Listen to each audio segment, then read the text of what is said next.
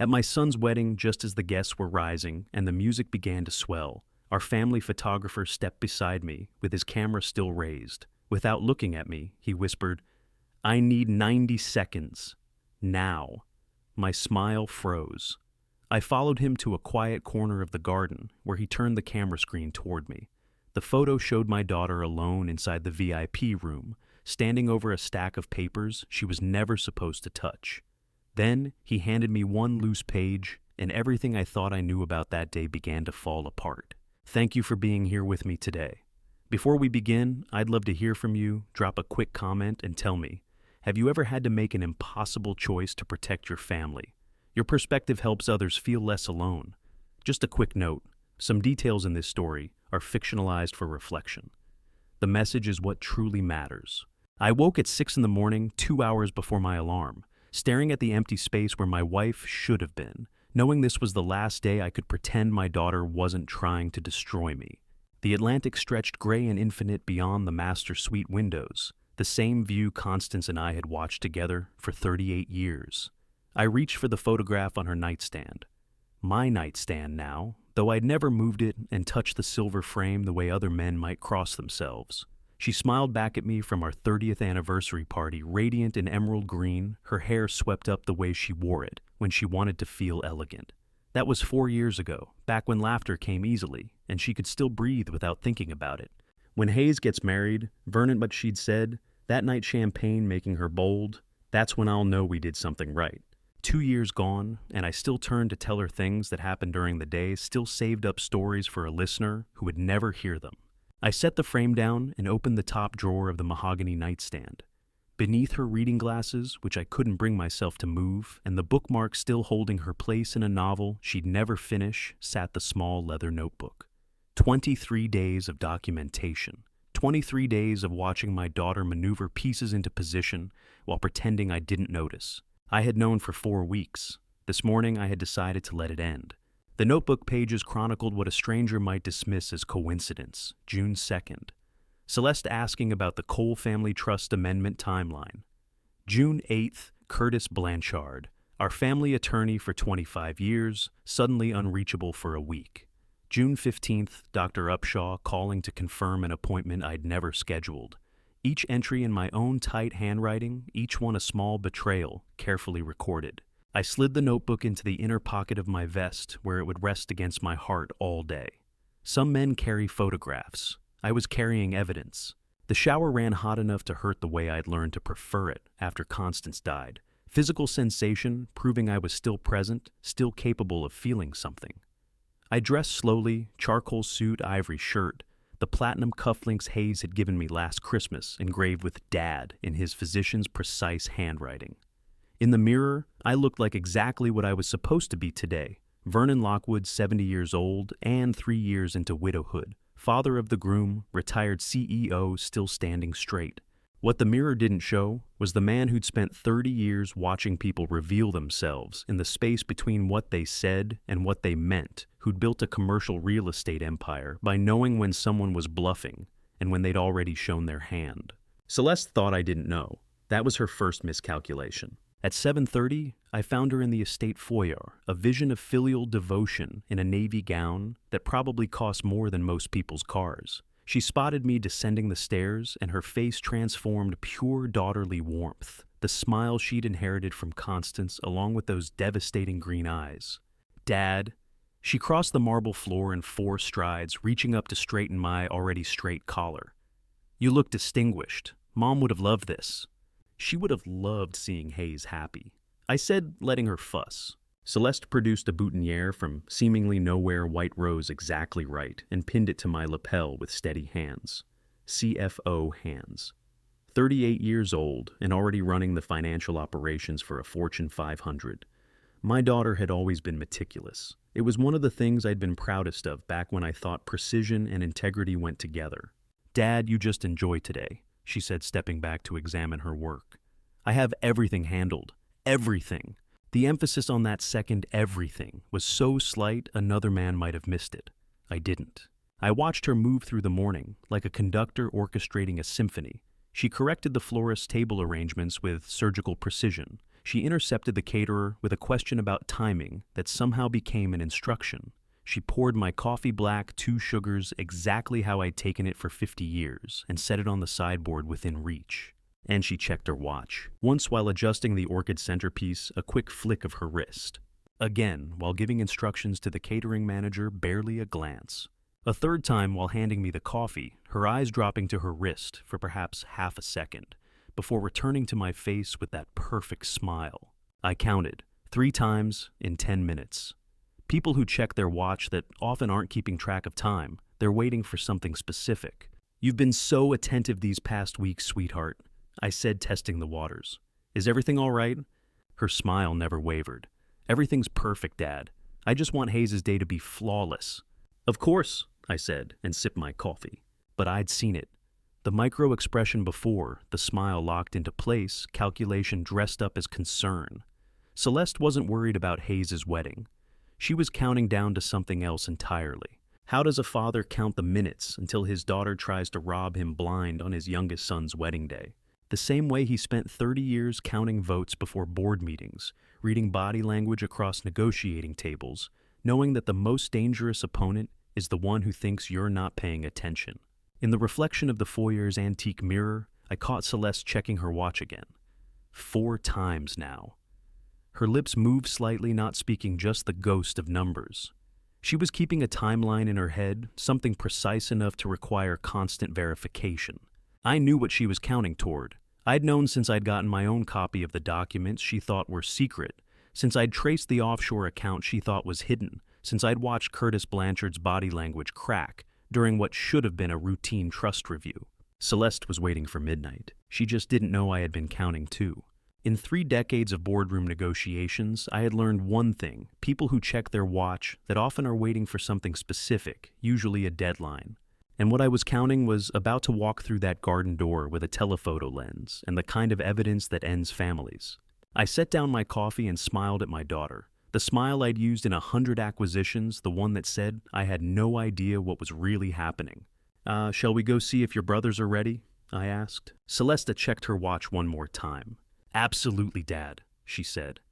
"Let's make this a day to remember." I found the boys in the East Garden, where Constance used to cut roses every Sunday morning, and for one perfect moment I could pretend this was just a wedding day. Hayes stood among the white blooms in his tuxedo, 30 years old, and radiating the particular joy of a groom who had found exactly the right person. He'd met Leora during his residency. She was the hospital attorney who defended one of his patient care decisions. Constance would have adored her. "Dad," Hayes turned when he heard my footsteps. "Can you believe this is actually happening? Mom would have loved this morning." "She would have," I said. The garden air smelled like roses and fresh-cut grass, exactly the way it had for 30 years. Thane stood a few feet away, 35, and built like the architect he'd become, precise angles, careful measurements. But his shoulders carried tension I recognized from board meetings, right before bad news landed. "Morning, Dad," he said, eyes distant. "You all right, son?" Thane glanced at Hayes, then lowered his voice. "Dad, last week there was a weird transaction on one of my linked accounts. Some kind of wire transfer flagged by my bank's fraud detection. You know anything about that?" The question landed like a stone in still water. "Tell me about it," I said. Almost 200,000 routed through an overseas account, then reversed within 48 hours. The bank said it looked like someone was testing the authentication protocol. Thane ran a hand through his hair. "I thought maybe you were doing some estate planning thing, but—" "I'm not," I said quietly, "but I'll look into it."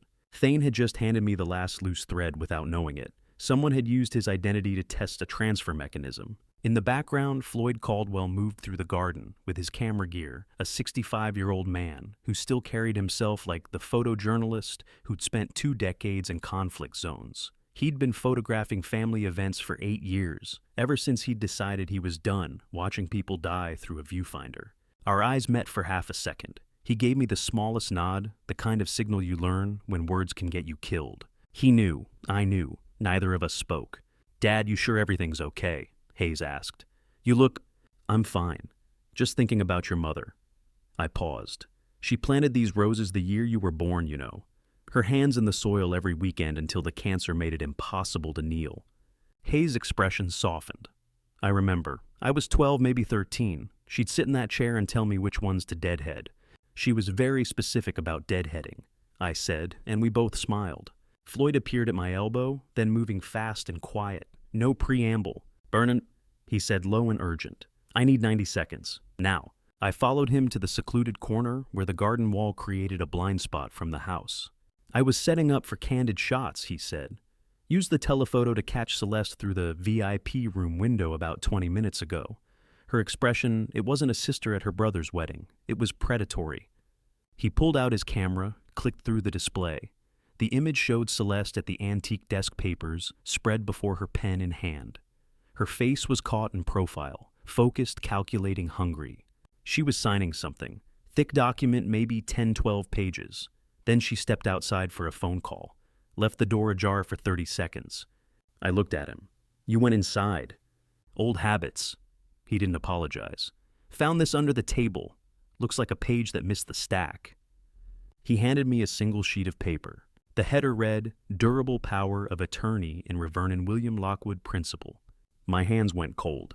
Below the header sat dense legal language about incapacity and fiduciary authority and immediate transfer of control.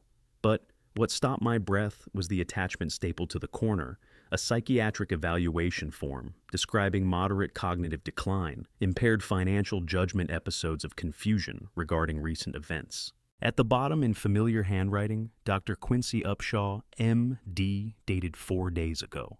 A durable power of attorney grants immediate control. No court, no hearing, no chance to fight back. Dr. Upshaw had been my physician for 10 years. He'd walked me through Constance's final illness with compassion I'd never forgotten. He'd cleared me for international travel 3 months ago. And he'd signed a document declaring me mentally incompetent. "Verna," Floyd's voice came from very far away. I read the evaluation again. The words didn't change. Patient exhibits marked deterioration in executive function. Family members report increasing paranoia regarding financial matters. Recommend immediate intervention to prevent self-harm or financial exploitation. Family members, plural. Celeste hadn't done this alone. "Yeah, how many pages did you see in that stack?" I asked. "Couldn't tell exactly. Thick enough to be comprehensive. 10 minimum, maybe 12. A full durable power of attorney document, not a draft. A complete instrument ready for execution with a falsified medical evaluation attached to justify immediate activation." If Celeste got my signature on that document, or if she'd already forged it, she could walk into any bank, any brokerage, any property office and take control. Immediately. With Dr. Upshaw's evaluation, as proof I was too mentally impaired to object. "Where is she now?" I asked. "Last I saw heading toward the ballroom to check floral arrangements." I looked at Floyd. He looked at me. Neither of us said her name.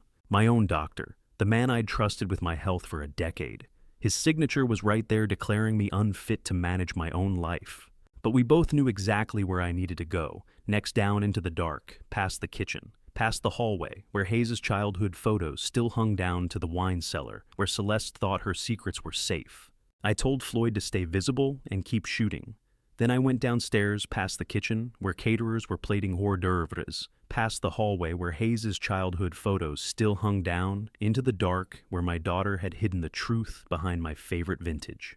The wine cellar stairs creaked under my weight, the same protest they'd made for 30 years. The temperature dropped with each step until I reached the bottom, 58 degrees, the perfect climate for aging wine, and apparently for storing betrayal.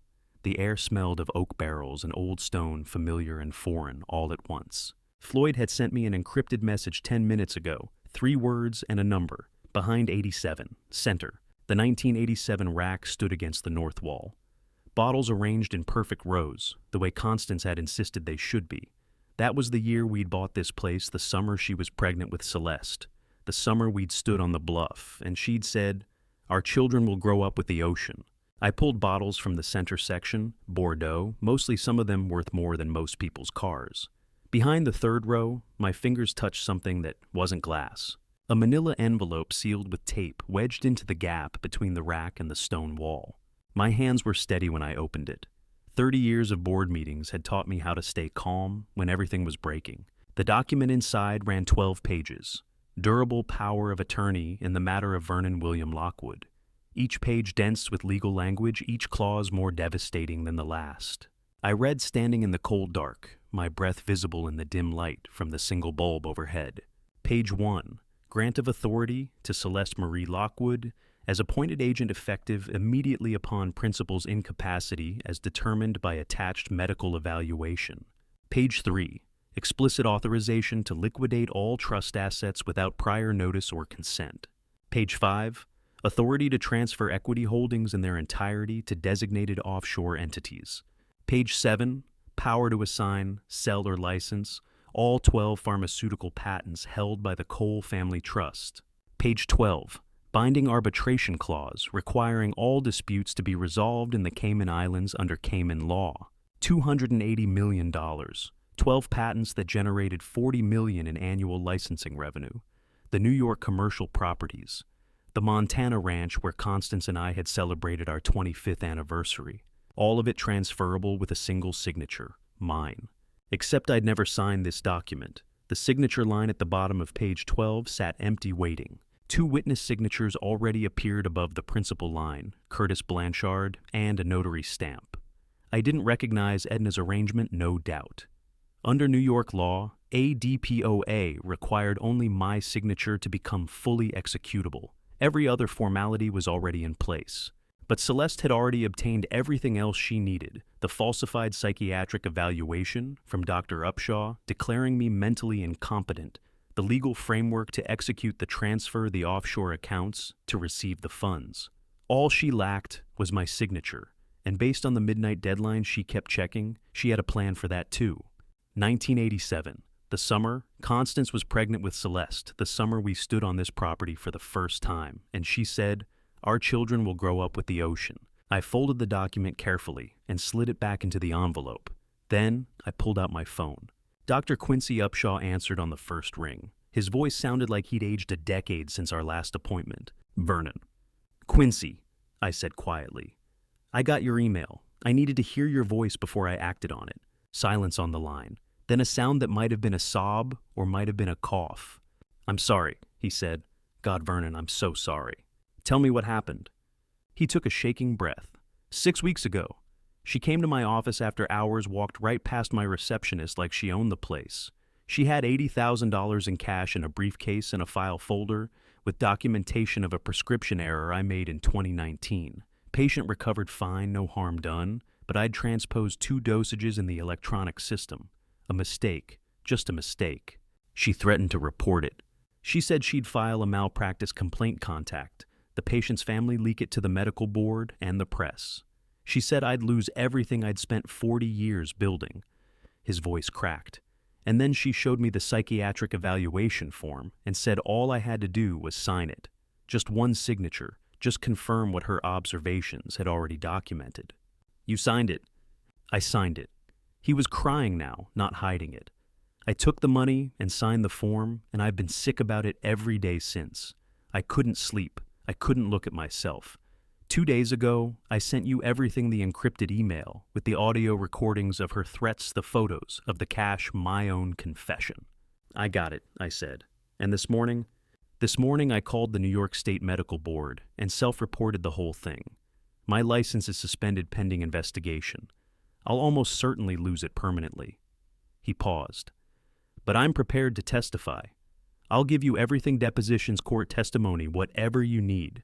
She threatened me into signing that evaluation, and I have proof. Dr. Quincy Upshaw would lose his license. He knew it, accepted it, and chose to testify anyway. "Quincy, stay by your phone," I said. "I may need you on a call with the DA's office before tonight." "Whatever you need," he said. "Vernon, I know this doesn't fix what I did, but it's a start," I said and ended the call. I stood in the wine cellar holding the DPOA and listening to the muffled sounds of wedding preparations 2 floors above. Somewhere up there, Hayes was probably adjusting his tie. Leora was probably laughing at something her bridesmaid said. Celeste was probably checking her watch again, counting down to midnight. And I was standing in the cold dark with a 12-page document that proved my daughter had spent 6 weeks building the infrastructure to steal everything I'd spent 30 years creating. Sometimes the people who help you most are the ones paying the highest price for their own mistakes. I filed that thought away and climbed back upstairs. Because if Celeste had blackmailed the family doctor, she'd need someone with access to move money, and Thane's name kept echoing in my head like a warning bell. I came back upstairs through the service entrance, past the florists and catering staff, who saw nothing unusual in an old man carrying a glass of water to his study. That was the advantage of being underestimated. The first floor study looked exactly as I'd left it at 5:30 that morning, laptop closed on the mahogany desk, Constance's reading chair by the window, the framed photograph of all three kids at Hayes's medical school graduation. Normal, peaceful, a lie. I opened the laptop and pulled up my private banking portal. The one Celeste didn't know existed, the one I'd set up 3 years ago, when I started teaching myself digital forensics because I was tired of paying consultants to explain what my own money was doing. The $80,000 payment to Dr. Upshaw had originated from an account I recognized immediately. Thane Lockwood Architecture, LLC. Corporate operating account, established 2019 when Thane opened his firm. My son's name, my son's business, my son's signature on a fraudulent payment to blackmail our family doctor.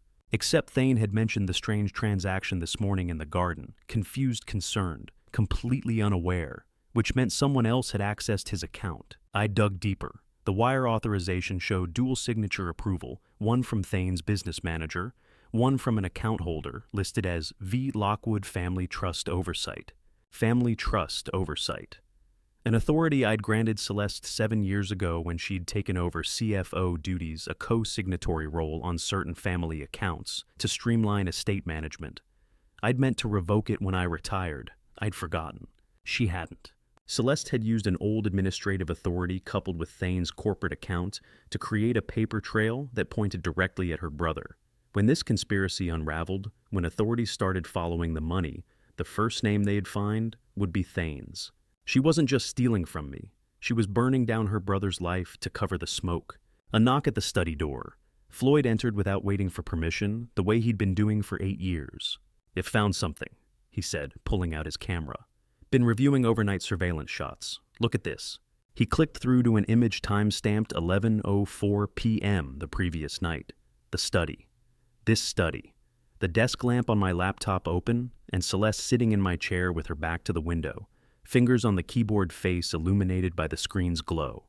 "She was in here while you slept," Floyd said quietly. "Covering her tracks," I said, making sure the digital trail led to Thane. Floyd nodded. "She's framing him, systematically." I closed the laptop.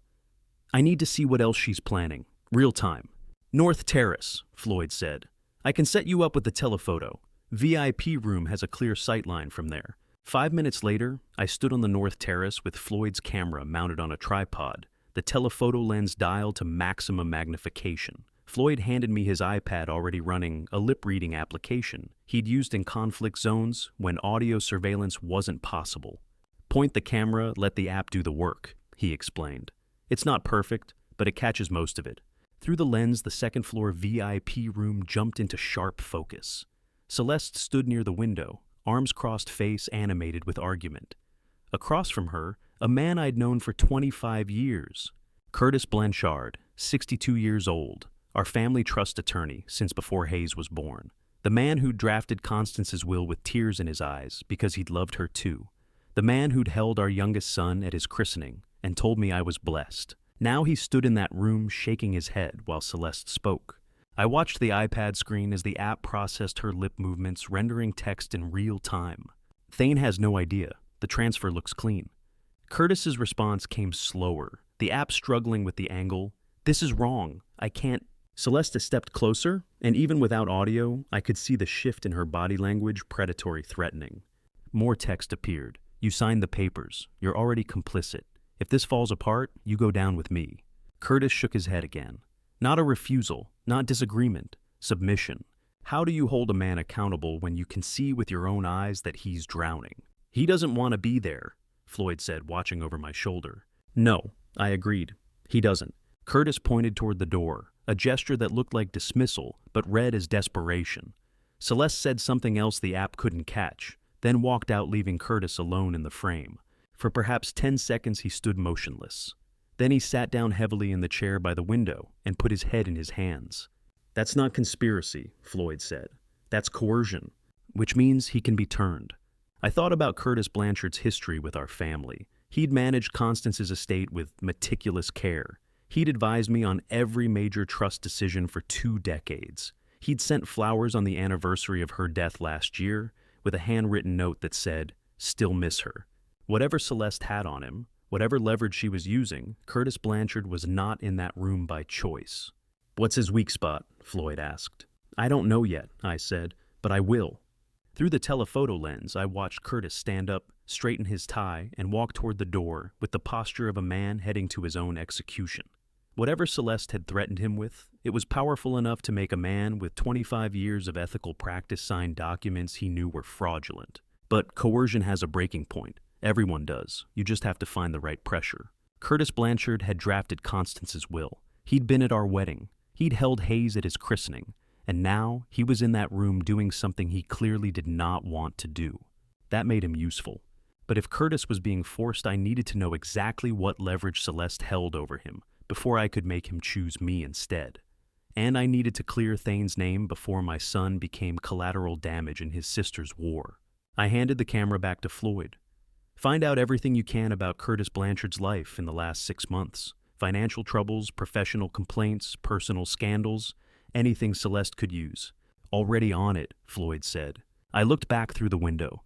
The VIP room sat empty now, but the ghost of that conversation hung in the air like smoke. Celeste had made a mistake. She'd assumed Curtis would stay broken. She'd assumed I wouldn't see him breaking.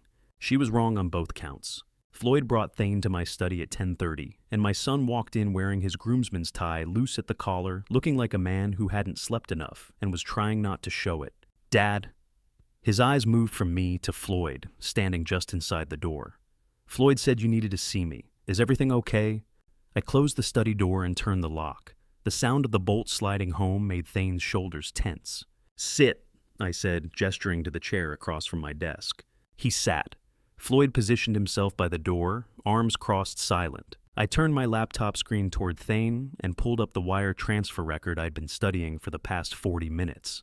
"This transaction happened from your corporate account 4 days ago," I said. $80,000 to an account registered to Dr. Quincy Upshaw. Look at it." Thane leaned forward, eyes scanning the screen. His expression shifted from confusion to focus as he read the details: sender account, routing numbers, authorization codes. "I don't..."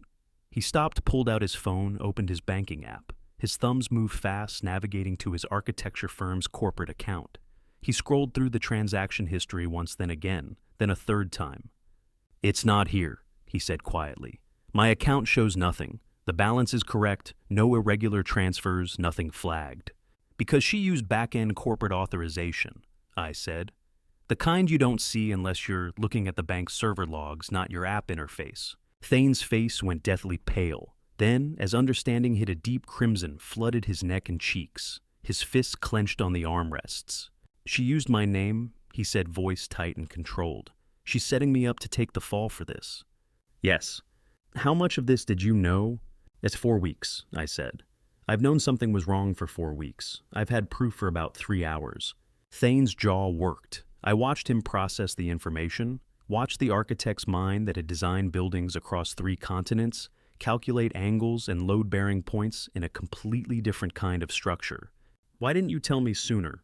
"Because I needed to know how deep it went before I brought anyone else in," I said, "and because I needed to give her the chance to stop." "She's not going to stop." "No," I agreed, "she's not." Thane stood up, paced to the window, back to the desk. His hands opened and closed, the physical manifestation of rage looking for direction. I stood and placed a hand on his shoulder. He stopped moving. "I need your help," I said quietly. "Not your anger, not yet. Can you give me that?" Thane had been 8 years old the day I taught him that anger without direction is just noise. 27 years later, he still remembered. He stared at me for a long second. Then he nodded once, sharp and controlled. "What do you need?" I gestured back to the chair. He sat. I sat across from him. "First, I need you to access your corporate system's administrative logs. Not the banking app, the actual server access records. I need documentation of every unauthorized login in the past 8 weeks. Timestamps, IP, addresses, everything." "I can do that," Thane said.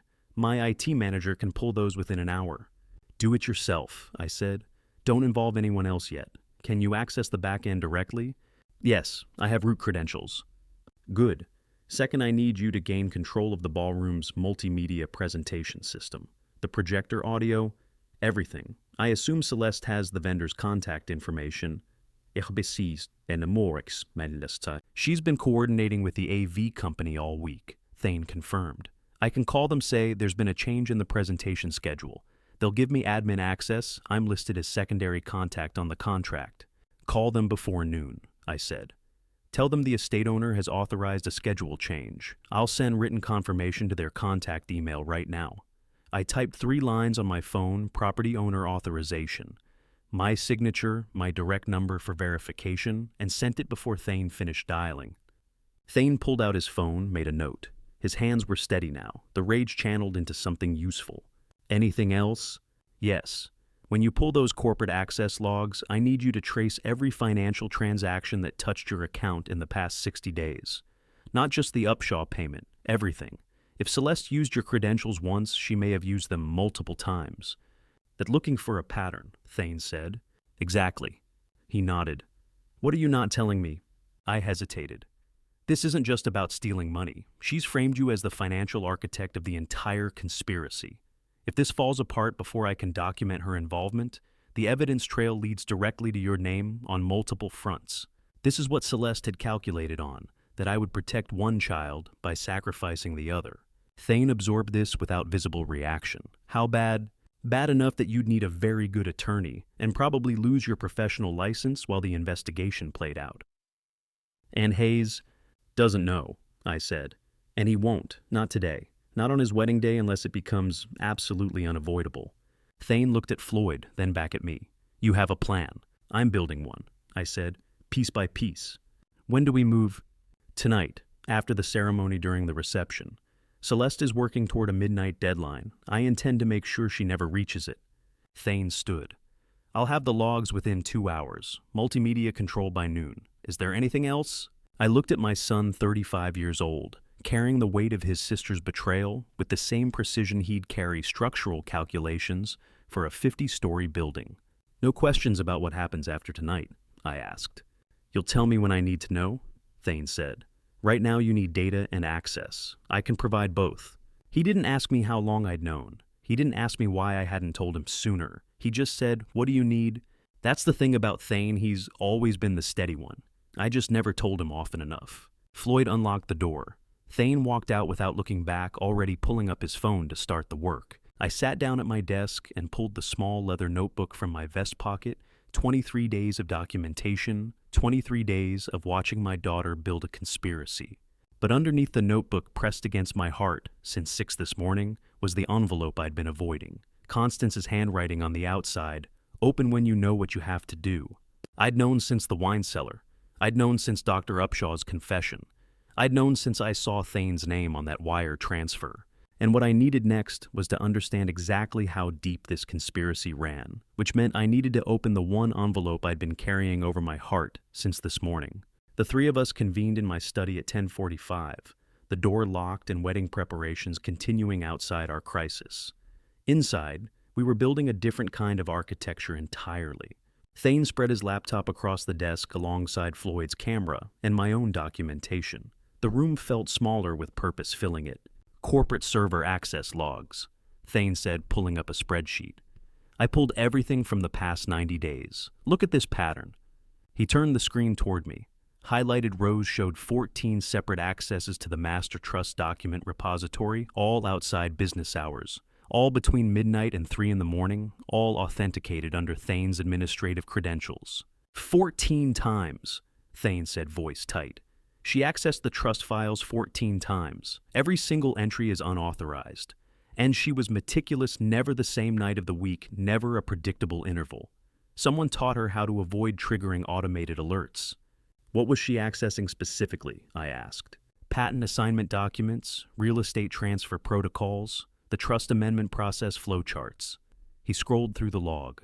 She was mapping the entire structure, learning exactly which documents needed to be modified and in what sequence to execute a clean transfer.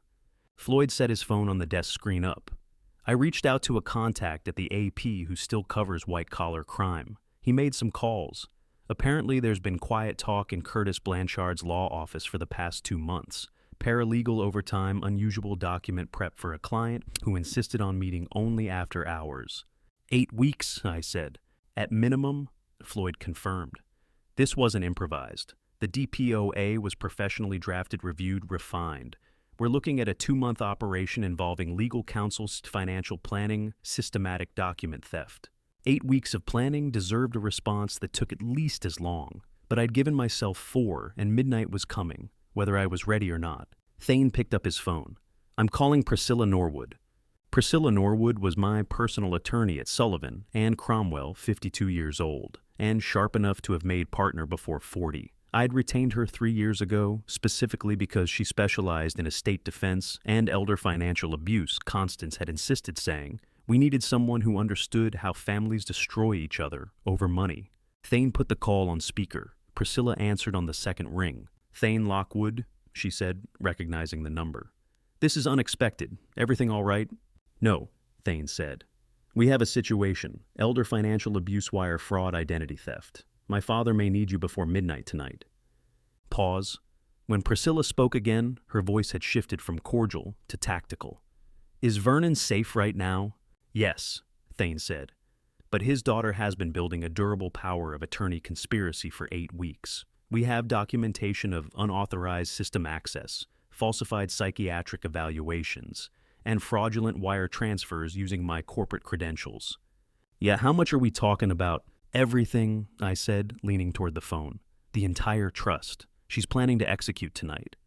"Vernon," Priscilla said, "I need you to listen carefully. Do not sign anything. Do not verbally agree to anything. If she approaches you with documents, photograph them and send them to me immediately." "Already done," I said. "Good. I'm clearing my schedule. I'll be on standby from 6 p.m. onward. You have my emergency line, Basopasis. Ekori Inspire. I do. Use it the second you need me. And Vernon, if this goes sideways, if she moves faster than anticipated, call 911 first, then call me. Understand? Understood. She ended the call. Floyd looked at me. "You have a good attorney." Constance insisted, I said. Thane closed his laptop. "What else do we need before tonight?" "I need to check something," I said, standing. "Give me 15 minutes. I left them in the study and climbed the stairs to the master suite. The wedding preparations had spread throughout the house, but this room remained untouched, mine alone, the way it had been for 2 years. The wall safe sat behind Constance's portrait, the one painted for our 25th anniversary, when she still looked like herself, and not like someone being eaten from the inside by disease. I moved the frame aside, entered the combination our wedding date, and opened the steel door. Inside sat my operational notebook, some cash, Constance's jewelry, and a sealed envelope with her handwriting on the outside, open when the family needs it most. I'd been carrying the notebook all morning, the envelope I'd been avoiding. I broke the seal. 4 pages handwritten in the script I'd known for 38 years, dated 3 months before she died, when she could still hold a pen without her hands shaking. Vernon. It began. If you're reading this, it means I was right to worry. Celeste came to see me privately at the hospital last week. She asked very specific questions about the trust execution structure, who held signature authority. What would happen if you were declared incompetent, whether the boys had independent access to funds? I told her nothing useful, but the questions themselves told me everything. I sat down on the bed. "Our daughter loves us," Constance wrote. "But she loves control more. I've watched her since she was small, the way she needs to manage every variable, the way she can't tolerate uncertainty. It's made her brilliant in business. It will make her dangerous in family matters. Watch over Thane and Hayes. The account information below is for them alone. Celeste doesn't know it exists." Attached to the final page with a paperclip, routing numbers, account codes, access credentials. A Cayman Islands bank. $35 million established in Constance's name 2 years before she died, designated as irrevocable trust for Thane Lockwood and Hayes Lockwood only. She had known. 2 years in the ground, and Constance was still the most prepared person in any room. I folded the letter and put it in my breast pocket, close to where it hurt most. Constance had always known where to aim when she needed me to listen. Then I went to find Leora. Because if Constance had suspected Celeste enough to hide money from her, I needed to know what else my future daughter-in-law had been watching. The bridal suite was on the second floor down the hall from the VIP room, where all of this had started, and I knocked once before Leora opened the door, still holding her veil. "Vernon," she said, surprise flickering across her face. At 28, Hayes's bride carried herself with the particular confidence of someone who'd argued cases in front of judges twice her age and won. Hospital attorneys sharp enough to defend my son's medical decisions against malpractice claims smart enough to make him laugh when the ER broke his heart. "I need a word," I said. "Private." She glanced back into the suite where her bridesmaids were arranging flowers and champagne glasses, then stepped into the hallway and closed the door behind her. "Is everything all right?" she asked. Hayes is fine," I said, "but I need to ask you something." Before I could form the question, she spoke. "You got my message, didn't you?" The hallway went very quiet. "I got it," I said carefully. I needed to know who else was watching before I responded. Leora's shoulders dropped slightly, relief mixed with something heavier. I wasn't sure if you'd received it, or if you'd think I was, overstepping. "Tell me what you saw." She glanced down the hallway, verifying we were alone. 3 weeks ago, I was working late on a corporate filing for the hospital. Around 2 in the morning, I got a security alert on my laptop. Someone on my home network was accessing an external portal. I thought it was a breach at first, so I traced it. And it was Celeste. She was logged into the Cole Pharmaceuticals corporate portal using CFO credentials, accessing a directory marked Trust and Estate Documents. I watched for maybe 10 minutes. She downloaded at least 15 files. "Why were you on the same network?" "Hayes and I have been staying at her guest house for the past month, while our apartment lease transitions," Leora said. "Same Wi-Fi network. I saw everything." She was 28 years old, about to walk down the aisle into a family quietly tearing itself apart, and she'd been carrying this alone for 3 weeks. Why didn't you tell Hayes?" I asked.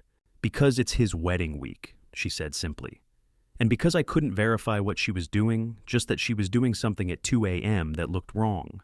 I took screenshots, encrypted them, and sent them to you anonymously. I figured you'd either already know or you'd investigate. "I knew something was wrong," I said. "I didn't know you were watching." "I'm marrying into this family," Leora said. "That means I protect it even from itself." Hayes chose better than he knew Leora had the spine to protect a family she wasn't even part of yet. "Before I sent you that email," Leora continued, "I found something else. Do you want to see it?" "Yes." She opened the bridal suite door, gestured me inside. The bridesmaids had moved to the adjacent bathroom, their voices and laughter muffled through the closed door. Leora's laptop sat open on the vanity among makeup brushes and hairspray. She pulled up a file directory, clicked through to an email thread. "I copied the files she downloaded before I sent you the alert," Leora explained. "Most of it was trust documentation, amendment protocols, signature authority chains. But this one," she opened an email. This one she sent 4 days ago. The header read, "To Al Rashid, Capital Partners, Dubai, from Celeste Lockwood, subject re-patent acquisition opportunity." I read the body text once, then again. "Power of attorney documentation, expected execution by Monday morning Eastern Standard Time. 12 pharmaceutical patents available for immediate acquisition at 40% below current market valuation. Confidential transaction offshore settlement preferred. Please respond by Sunday evening to confirm interest and proposed terms." Attached a spreadsheet listing every patent my father had filed, every compound I'd spent 30 years developing, and licensing every piece of intellectual property that generated $40 million in annual revenue, each one priced for liquidation. "She's not just stealing the money," I said quietly. "No," Leora agreed. "She's dismantling everything and selling it for parts. Not theft, dismantlement, liquidation, complete erasure, sold to the highest foreign bidder." I thought about my father, who'd started with a single patent in 1962 and built it into a portfolio that helped fund breakthrough treatments for 3 different diseases. I thought about the researchers who still collected licensing fees, the patients whose medications existed, because we'd chosen to license rather than sell exclusively. Celeste had already sold it all to strangers in Dubai, who would strip it for immediate profit and maximum extraction. The reply came yesterday, Leora said, scrolling down. Al Rashid confirmed interest. They're offering $210 million for the complete portfolio cash settlement within 72 hours of transfer authorization. $210 million, 40% below market value for 12 patents worth $350 million minimum. A fire sale to foreign investors who would immediately resell or fragment the portfolio. Everything my father built, everything I spent 30 years growing, everything I'd hoped to pass down to Hayes and Thanes Celeste had already sold it to strangers who would strip it for parts. Thank you for showing me this, I said. Leora closed the laptop. I'm sorry I didn't come to you directly 3 weeks ago. You did exactly right, I said. The encrypted message gave me time to verify without tipping her off. If you'd confronted me openly, she might have seen it. What are you going to do? Yeah, stop her, I said simply. Leora looked at me for a long moment. Hayes doesn't know, yet does he? Not yet, not until after the ceremony if I can help it. Good, she said. Let him have this morning. He deserves that much. I thanked Leora.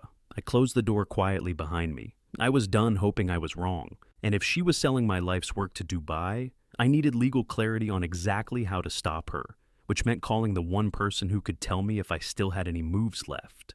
The North Garden was empty at noon, all the caterers on the south side preparing lunch service, and I walked to the far hedge where no one could overhear before I called Priscilla Norwood.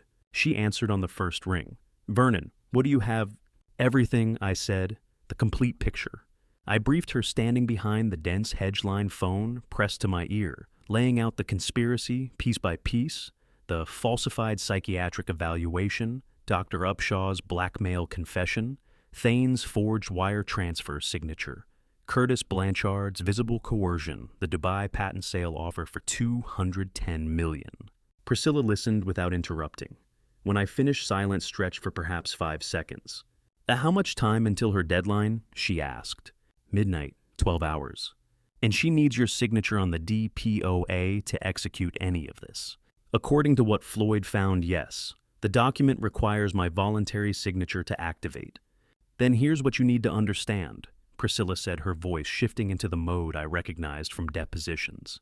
Under New York General Obligations Law, Section 5-1501B, a voluntarily executed durable power of attorney is immediately binding upon signature. She can walk into any financial institution tomorrow morning and start liquidating assets.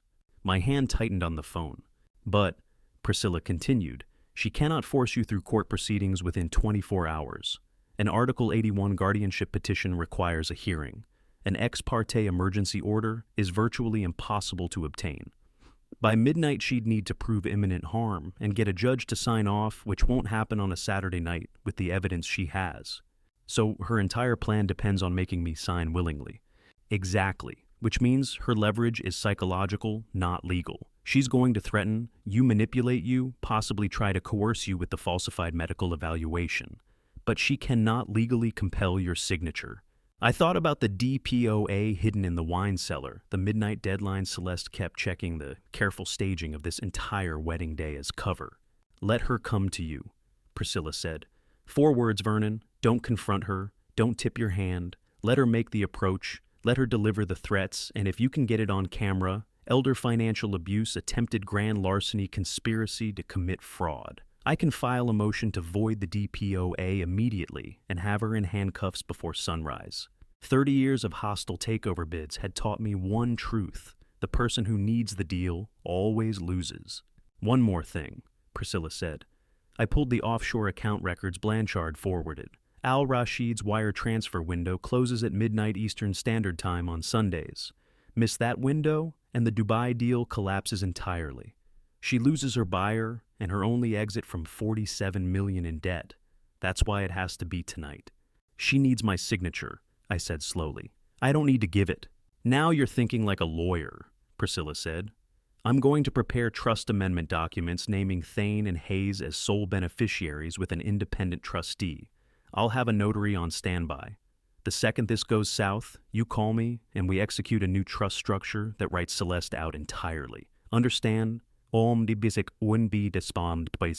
Understood. And Vernon, when she comes to you tonight with that DPOA, I need you to stay calm. Don't react. Don't show anger. Just refuse to sign and let her reveal exactly how far she's willing to go. The more desperate she gets, the the more evidence we capture. I can do that, I said. I know you can. Call me the second you need me. She ended the call. I stood in the north garden, listening to the sound of wedding preparations filtering through the hedge, musicians tuning instruments, caterers setting tables, the ordinary sounds of a celebration that would serve as cover for something much darker. My phone buzzed, text from Thane, VIP cameras killed at 6 a.m., Curtis's tablet, Floyd and I are handling it. I read it twice. Celeste had researched the venue's security architecture beforehand. She'd used Curtis Blanchard's administrative credentials to disable the VIP room surveillance at 6 this morning, hours before anyone else was awake. She thought she'd covered every angle. She thought the room where she planned to coerce my signature would be dark, unwatched, impossible to verify. I texted back, "What's the solution?" Thane's response came 30 seconds later. "Floyd's installing off-grid camera now. Independent system. We'll own the footage." I walked back toward the house, entering through the service door and climbing to the second floor. The security alcove sat at the end of the east hallway, a small room where the estate's camera feeds displayed on mounted monitors. Floyd and Thane stood inside Floyd, holding a device no larger than a button, Thane reviewing something on his laptop. "Show me," I said. Floyd held up the micro camera. "Wireless encrypted transmission independent power source. I'm installing it in the VIP room's corner molding. It'll capture everything audio-video full coverage." "Legal chain of custody?" I asked. "That's where you come in," Thane said, turning his laptop toward me. "Property owner consent. If you sign this form authorizing surveillance on your own property, we can transmit the feed directly to Hampton's PD without a warrant. Owner consent provides sufficient legal basis under New York law." I read the form. It was simple, direct. Vernon Lockwood, owner of the property located at the address, hereby grants consent for video and audio surveillance of the VIP suite for the purpose of preventing and documenting potential criminal activity. I signed it on Thane's laptop using the trackpad signature function. "It's sending it to Priscilla now," Thane said, hitting send. "She'll forward it to the police with her formal request for monitoring." Floyd pocketed the camera. "I'll have it installed in 10 minutes. By tonight, that room will be the most documented space in the Hamptons." She killed the estate cameras, thinking she'd gone dark instead. She'd walk straight into mine. "One more thing," Floyd said. "I've been reviewing the candid shots from this morning. You need to see who was inspecting the notary station at 7:15. He pulled out his camera, clicked through to an image. The photograph showed a woman I'd known for 11 years, standing at the small table in the library where the notary would witness signatures later tonight. Her posture was wrong, not casual, not curious. Operational. I signed the consent form Priscilla faxed to my phone and sent it back in under 90 seconds. By the time Celeste walked into that room tonight, we would own every second of it. She thought she'd disabled my eyes. She had no idea I'd just opened new ones that led straight to the police. But if Floyd had captured someone else inspecting the notary station like an operative, I needed to see exactly who else was moving pieces on this board. Floyd checked in at 1 o'clock with a photograph sent to my phone, and he didn't need to explain what he'd seen. The picture explained itself. The image showed the outdoor terrace where the reception would be held later tonight, specifically the small table being set up for the marriage license notary. A woman stood beside it, 58 years old, with silver hair pulled back in the kind of severe bun that says efficiency over aesthetics. Edna Blanchard, Curtis's wife. The woman I'd known for 11 years, who'd sat at my Thanksgiving table and cried at Constance's funeral. But she wasn't standing like a guest admiring the setup.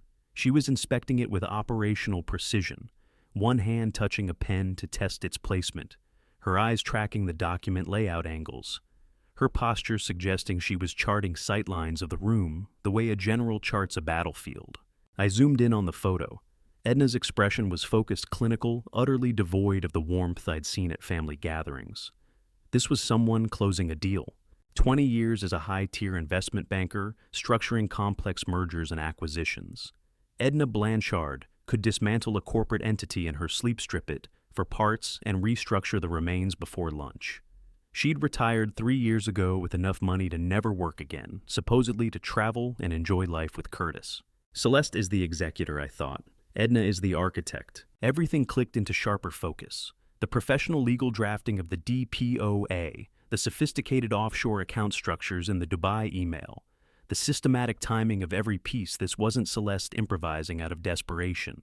This was Edna applying 2 decades of hostile takeover expertise to the problem of extracting maximum value from a family trust.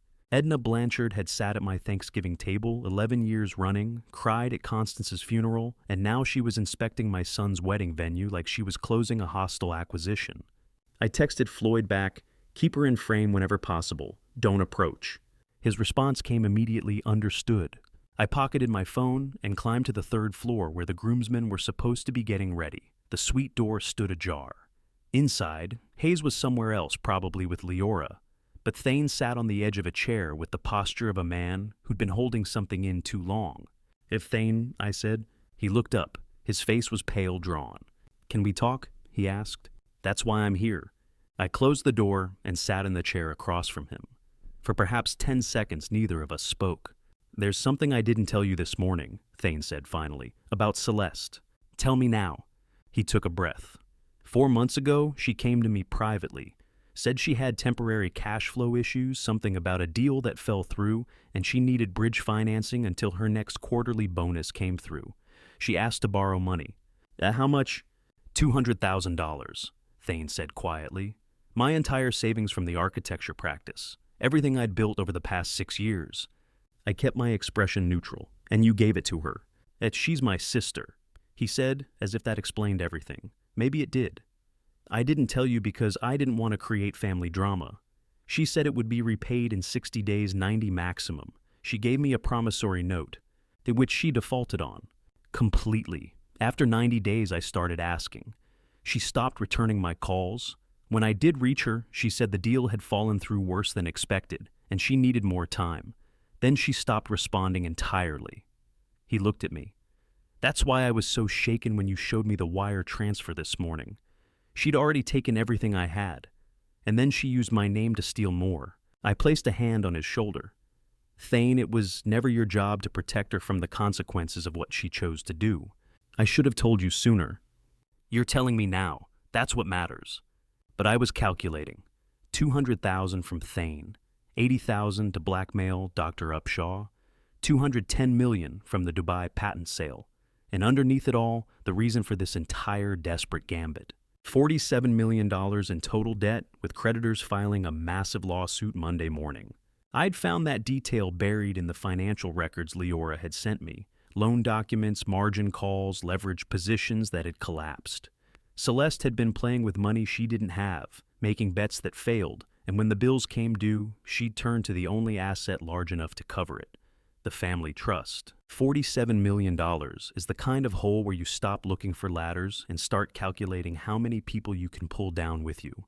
"She's desperate," I said to Thane. "People make terrible decisions when they're desperate. Does that excuse it?" "No, but it explains it." Thane stood, walked to the window overlooking the garden, where guests were beginning to arrive for the 2 o'clock ceremony. "What are you going to do?" "That's what needs to be done," I said. He turned back to face me. "You've known longer than this morning, haven't you?" I met his eyes. 4 weeks. "Why didn't you stop it sooner?" "Because I wanted to be wrong," I said simply. "I wanted to give her the chance to choose differently. And she didn't." "No," I agreed. "She didn't." Thane nodded slowly. "What do you need from me?" "Keep doing what you're doing. Access logs, multimedia control, surveillance coordination. And Thane, when this is over, that 200,000 comes back to you first, before anything else."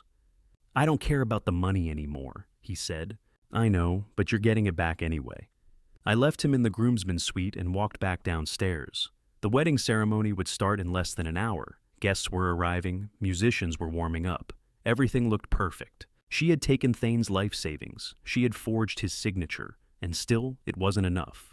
$47 million is a very deep hole, deep enough that I understood, for the first time, that there had never been a version of this day where Celeste came to me and asked for help. She had calculated that stealing was faster, and if she'd calculated that stealing was faster than asking, I needed to show her exactly what I'd calculated while she was busy planning her theft. At 2 o'clock, I called the 3 of them back into my study and locked the door. It was time they knew what I had known for a month and why I had waited. Thane and Floyd stood by the desk. On my laptop screen, Leora appeared via secure video link from the bridal suite, her wedding dress visible behind her. "What's going on?" Thane asked. "The truth," I said. "All of it. I sat down in Constance's reading chair, the one where she used to review contracts and tell me when I was being too cautious or not cautious enough. The leather still smelled faintly of her perfume 2 years later. 4 weeks ago, I received an alert from a financial intelligence source I've maintained since retiring. Celeste had massive margin calls coming due leverage positions that had collapsed private loans she'd taken using her CFO position as collateral. The total exposure was $47 million. Thane went very still. I engaged Priscilla Norwood that same day. I continued. Not to defend against something that might happen, but to prepare for what I already knew was coming. I've spent the past 4 weeks building the counterplan you've been executing today. You knew, Thane said quietly. This whole time, you let us think you were blindsided. I hoped I was wrong about her, I said. I was prepared to be right. Floyd leaned against the desk, arms crossed. What was the counterplan? Documentation first. I needed to know the full scope before I could stop it. Every unauthorized access, every forged signature, every co-conspirator. If I'd confronted Celeste 4 weeks ago with partial information, she would have adjusted, hidden the evidence, and tried again later. So I watched, I documented, and I gave her every opportunity to make a different choice. What choice? Leora asked from the screen. I pulled up a file on my laptop, turned it so they could all see. Bank records showing a separate account, offshore substantial. Your mother's estate account, I said, looking at Thane. Constance established it years ago for critical family matters. After she died, it sat untouched. The balance is $49 million. Thane stared at the screen. I had the money, I said simply. $47 million ready to deploy. If Celeste had come to me, if she had simply walked into this room at any point in the past 4 weeks and said, Dad, I'm in trouble, I made mistakes, I need help, I would have cleared every cent of her debt. No questions, no judgment, just help. Constance always said, the hardest gift to give your children is the space to fail on their own terms. I'd given Celeste 4 weeks of that space, and she'd used every second to sharpen the knife. She chose theft over asking, Thane said. Yes. Why? Leora asked. If you would have helped her if the money was there, why wouldn't she just ask? Because asking means admitting failure, I said. Asking means vulnerability. Asking means accepting that she's not as perfect as she's spent 38 years convincing everyone she is. Stealing maintains the illusion. If she succeeds, no one ever knows she failed. If she fails, I paused. Well, she calculated that wouldn't happen. Floyd spoke for the first time. When did you know for certain she wouldn't stop? 2 weeks ago, I said. When she approached Thane to borrow his savings and defaulted immediately. That's when I knew this wasn't desperation searching for solutions. This was calculation. She was testing how much she could take from how many people before pulling the final trigger. Thane sat down heavily in the chair across from me. I should have told you when she asked. You did what family does, I said. You trusted her. That's not a mistake, Thane. That's what makes you different from her. What happens now? He asked. Now we wait, I said. The ceremony begins in 45 minutes. Celeste will be there playing the perfect sister. Edna and Curtis will be there playing the loyal family friends. And somewhere between now and midnight, Celeste will make her move. She'll try to coerce my signature on that DPOA, probably using the falsified psychiatric evaluation as leverage. And when she does, Leora asked, well, Floyd's camera will capture every word. Priscilla will be standing by with the trust amendment documents, and I will give Celeste one final chance to choose differently. If she refuses, I stopped. Then the choice is made. The study clock chimed 2:15. 45 minutes until Hayes said his vows, and I still didn't know if his sister would be in handcuffs or at the altar when he did. Does Hayes know any of this? Leora asked. No, I said, and he won't unless it becomes unavoidable. Today is his wedding day. He deserves that much. He deserves to know his sister is trying to destroy his family, Thane said. He'll know, I said quietly. By midnight everyone will know, but not before he says his vows. Not before he has this one moment that's supposed to be perfect. Leora nodded on the screen. I'll keep him focused on the ceremony. He won't notice anything's wrong. Thank you, I said. Thane stood. What do you need from us in the next 45 minutes? Stay visible. Act normal. Thane, you're a groomsman, be with Hayes. Floyd, cover the ceremony like it's the only thing that matters today. Leora be the bride Hayes chose, and all of you. I looked at each of them in turn. Remember that whatever happens tonight, we gave her every chance. They filed out one by one. Leora's video connection closed. The study fell silent. I sat in Constance's chair and pulled out the letter she'd written me, the one warning me about Celeste. Her handwriting looked the way it had when she was healthy, before the disease had taken her precision. The question had never been whether Celeste would try. The question had always been whether she would stop. She had answered that question every day for 8 weeks. Now it was my turn to answer it. And the ceremony beginning in 45 minutes would be the stage where every answer, hers and mine, would play out before 200 witnesses who thought they were just attending a wedding. At 3 o'clock, the string quartet played the first notes, and 200 people rose to their feet. 2 different ceremonies began at exactly the same moment. The East Garden looked the way Constance had always imagined it would, for a wedding white roses climbing the arbor baby's breath in crystal vases along every row, the Atlantic stretching infinite and gray beyond the bluff. 200 guests in summer formal wear, standing in neat rows of white wooden chairs, all turning toward the garden entrance, where Leora would appear any second. I stood at the altar beside Hayes, watching my youngest son try not to fidget with his cufflinks. He looked exactly like I had, on my wedding day, that particular brand of terrified joy that only comes once the moment before your life changes and you're grateful and terrified in equal measure. "You okay?" I whispered. "Absolutely not," Hayes whispered back, and his smile was so wide I thought his face might break. Thane stood on Hayes' other side as best a man solid and calm. Floyd moved through the crowd, with his camera capturing candid moments, guests, smiling, children, fidgeting the ocean wind, catching someone's hat. The music shifted. Everyone turned. Leora appeared at the garden entrance in a dress that caught the afternoon light, her father beside her, and Hayes made a sound that was half laugh, half sob. I put a hand on his shoulder and felt him steady. She walked down the aisle between the rows of white chairs, and I watched 200 people see exactly what Hayes had seen. 6 months ago, someone brilliant and kind and strong enough to love a man who brought emergency room trauma home every night. Constance would have loved this moment, the Atlantic behind them, white roses everywhere, Hayes looking terrified and joyful, in equal measure the way only grooms do. But from my vantage point at the altar, I could also see the front row. Celeste sat 3 seats from the aisle, wearing a navy dress that probably cost more than the flowers. Her smile was perfect big sister, radiating joy, exactly the expression 200 guests would expect. But her eyes moved. Quick glances to the right, toward Curtis Blanchard, who sat 2 seats over. Curtis kept his gaze locked on his shoes. His hands gripped his knees, white-knuckled, the posture of a man forcing himself to stay in his chair. Beside Curtis, Edna Blanchard sat with perfect posture, hands folded primly in her lap, but her right index finger tapped against her left hand. 1, 2, 3, 4. A subtle rhythm that looked like nervousness, but read like calculation. Counting down minutes, counting down hours. The officiant began. "Dearly beloved, we are gathered here today." 2 conflicting layers of reality occupied the exact same sacred space. In one layer, a family celebrated love. Hayes and Leora exchanging vows they meant, with every fiber, guests dabbing tears the ocean, providing the perfect backdrop. In the other layer, a conspiracy executed its final movements toward a midnight deadline, Celeste monitoring her co-conspirators. Curtis fighting visible panic. Edna counting down the hours until they would corner me in the VIP room and demand my signature on forged documents.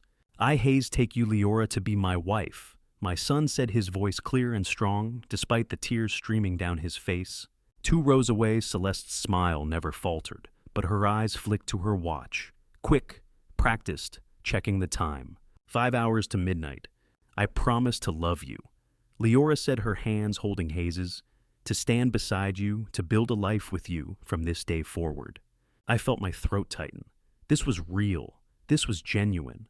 Hayes had found someone who would protect him the way Constance had protected me, someone who would send encrypted warnings to his father when she discovered his sister logging into trust files at 2 in the morning. The officiant smiled. "By the power vested in me by the state of New York, I now pronounce you husband and wife. You may kiss the bride."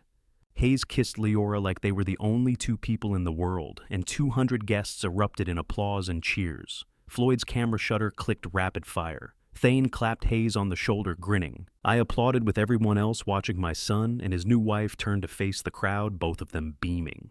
Celeste stood with the rest of the guests clapping, smiling, throwing rice, as Hayes and Leora walked back down the aisle. She looked like the perfect sister, the perfect family member, the perfect wedding guest. But when Hayes and Leora passed her row, Celeste's hand dropped to her side and her fingers found her watch again.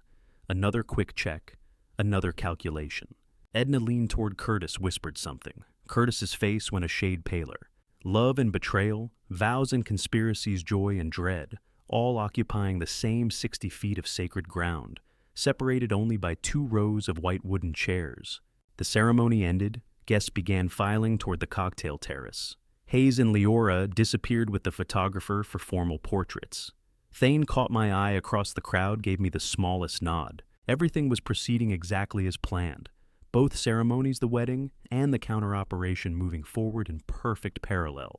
I stood at the altar for a moment after the crowd dispersed, looking at the empty chairs and scattered rose petals. The string quartet had shifted to cocktail music. Waiters appeared with champagne trays. Laughter and conversation filled the air. Normal, beautiful, exactly what a wedding should be. Except, I'd watched Celeste check her watch 4 times during the 30-minute ceremony. I'd watched Curtis grip his knees so hard, I thought he might break his own fingers. I'd watched Edna count down the hours with her index finger, like she was conducting a symphony only she could hear. Hayes said, "I do," with a smile I will carry to my grave. 2 rows back, his sister was counting down the hours, and I was standing between them, holding both truths at the same time.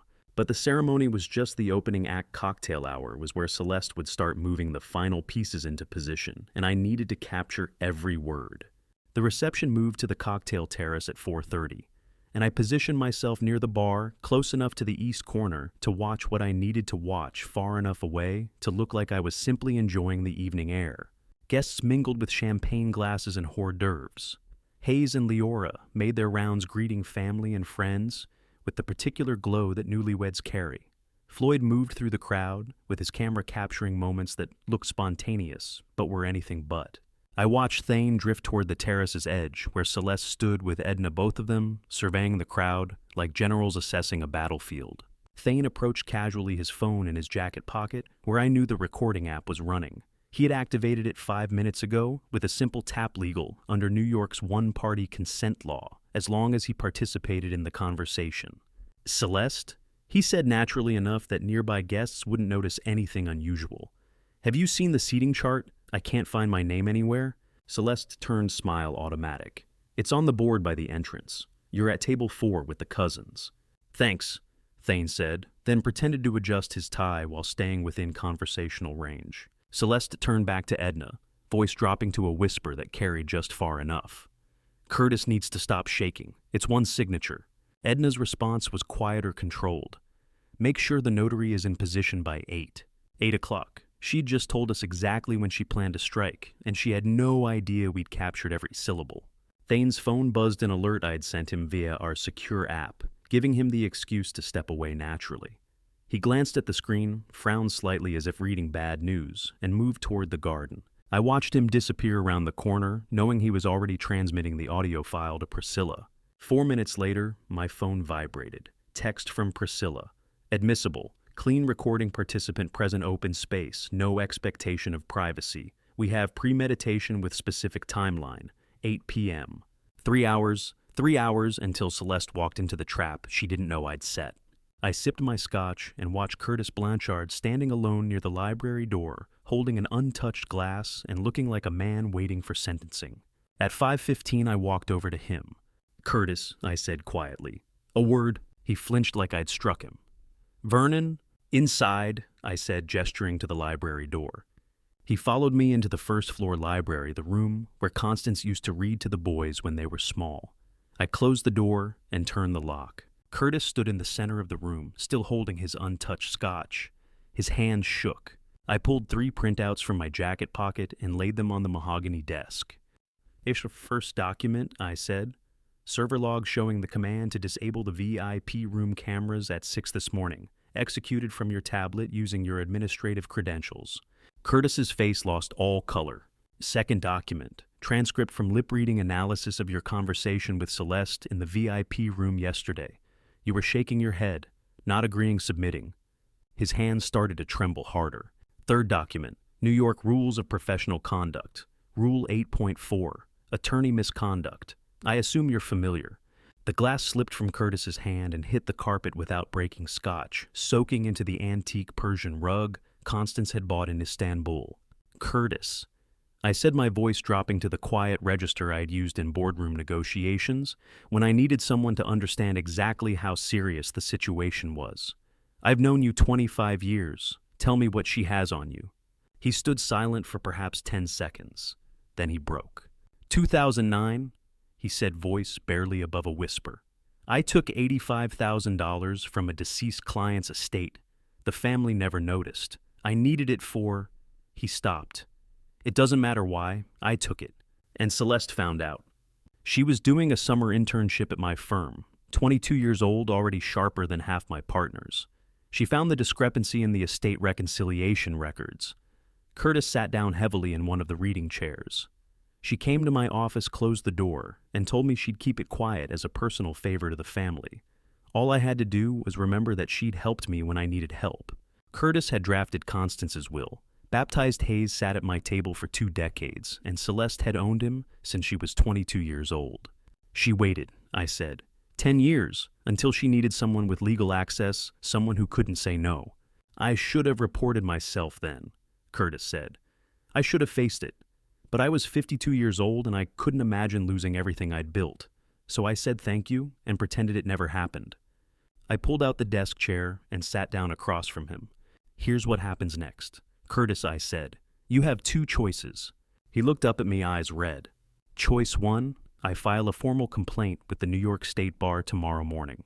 I provide them with evidence of your misconduct, your involvement in this conspiracy, and your role in helping Celeste attempt to defraud me of $280 million. Your license is suspended immediately pending investigation. You likely face criminal charges for the embezzlement and the conspiracy.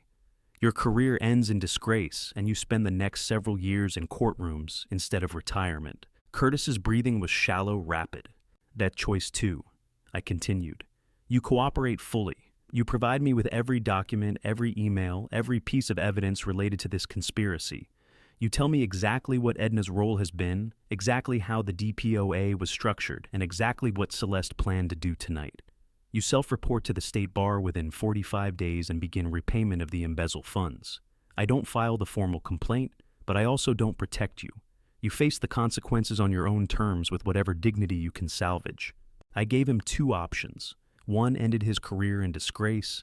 The other gave him a chance to end it on his own terms with some of his dignity left intact. It was more than he deserved. It was less than he hoped for. He took it. What do you need? Curtis asked quietly.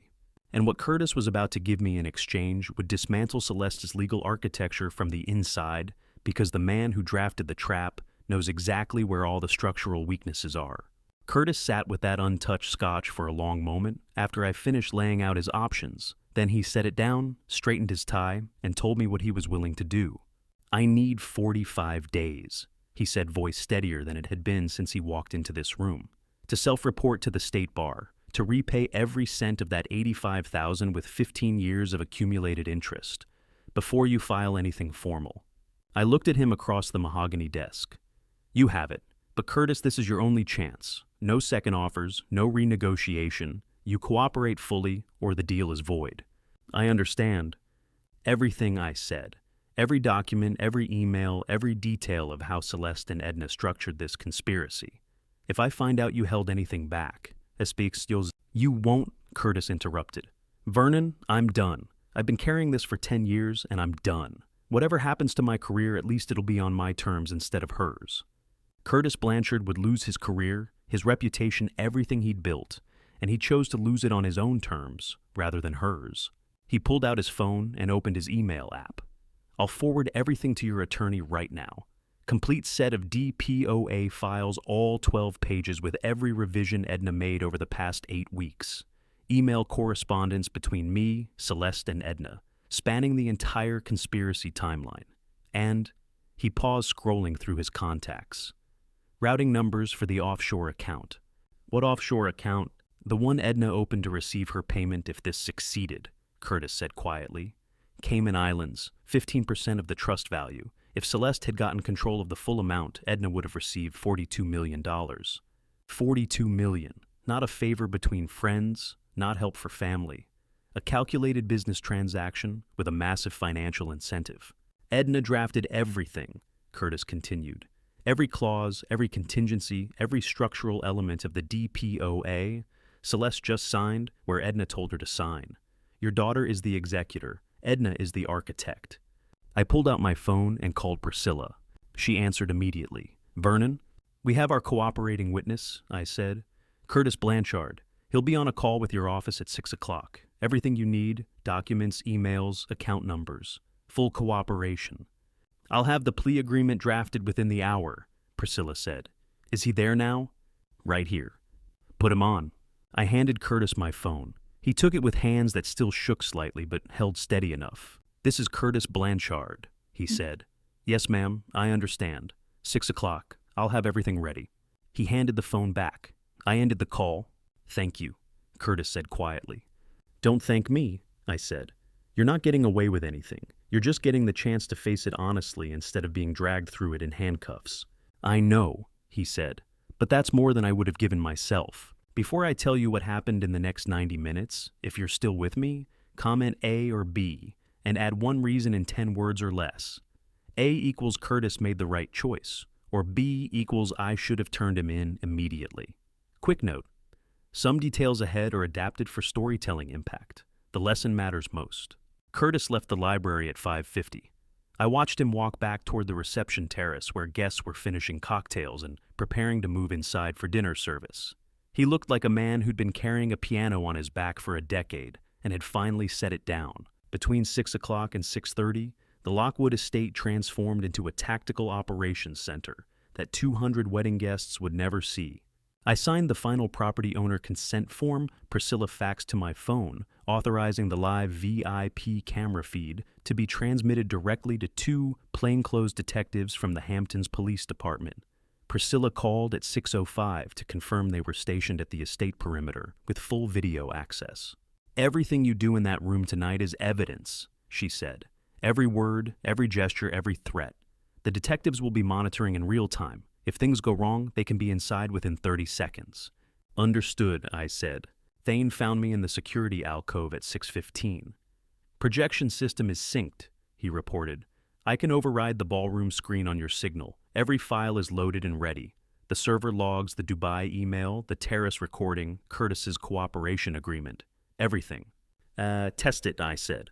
He pulled out his laptop, tapped a few keys. The ballroom's massive projection screen, currently displaying a slideshow of Hayes and Leora's engagement photos for dinner, guests flickered, once went dark, then displayed a single line of text, System override active. Thane tapped again. The engagement photos returned. Perfect, I said. Floyd appeared at 6:25, camera in hand. Final check on the hidden camera. Video feed is stable across all 3 angles. Audio is clean. She won't even know we're recording until it's too late. I stood in the security alcove looking at the monitors showing different angles of the estate, the terrace where guests were laughing, the ballroom where staff was setting tables, the VIP room sitting empty and waiting. Then I walked to the mirror in the adjacent washroom and looked at myself in my tuxedo. For the first time all day, I didn't see a grieving widowed father trying to protect his children from each other. I saw the man who'd built Cole Pharmaceuticals from a cramped laboratory in Queens with nothing but a patent application and stubborn refusal to quit. The man who'd survived 30 years of hostile takeover attempts, proxy fights, and boardroom wars. The man who'd learned that the most valuable skill in any negotiation is knowing exactly when to stop being reasonable. Celeste thought she was stealing from a grieving old man who'd gotten soft in retirement. She had no idea who she was actually dealing with. 30 years of boardroom warfare had taught me one unshakable truth: never underestimate an opponent who has nothing left to lose. By 6:30, every piece was in position. The only variable left was Celeste herself, and I had spent 30 years learning that the most dangerous assumption in any negotiation is that the other side will behave rationally. Rational or not, she would make her move soon, and I would be ready when she did. She found me at 7 o'clock, exactly standing at the second floor window, where Constance used to watch the ocean during parties. Celeste always did have a flair for staging. "Dad," she said, her voice warm with daughterly affection. "I've been looking for you." I turned from the window.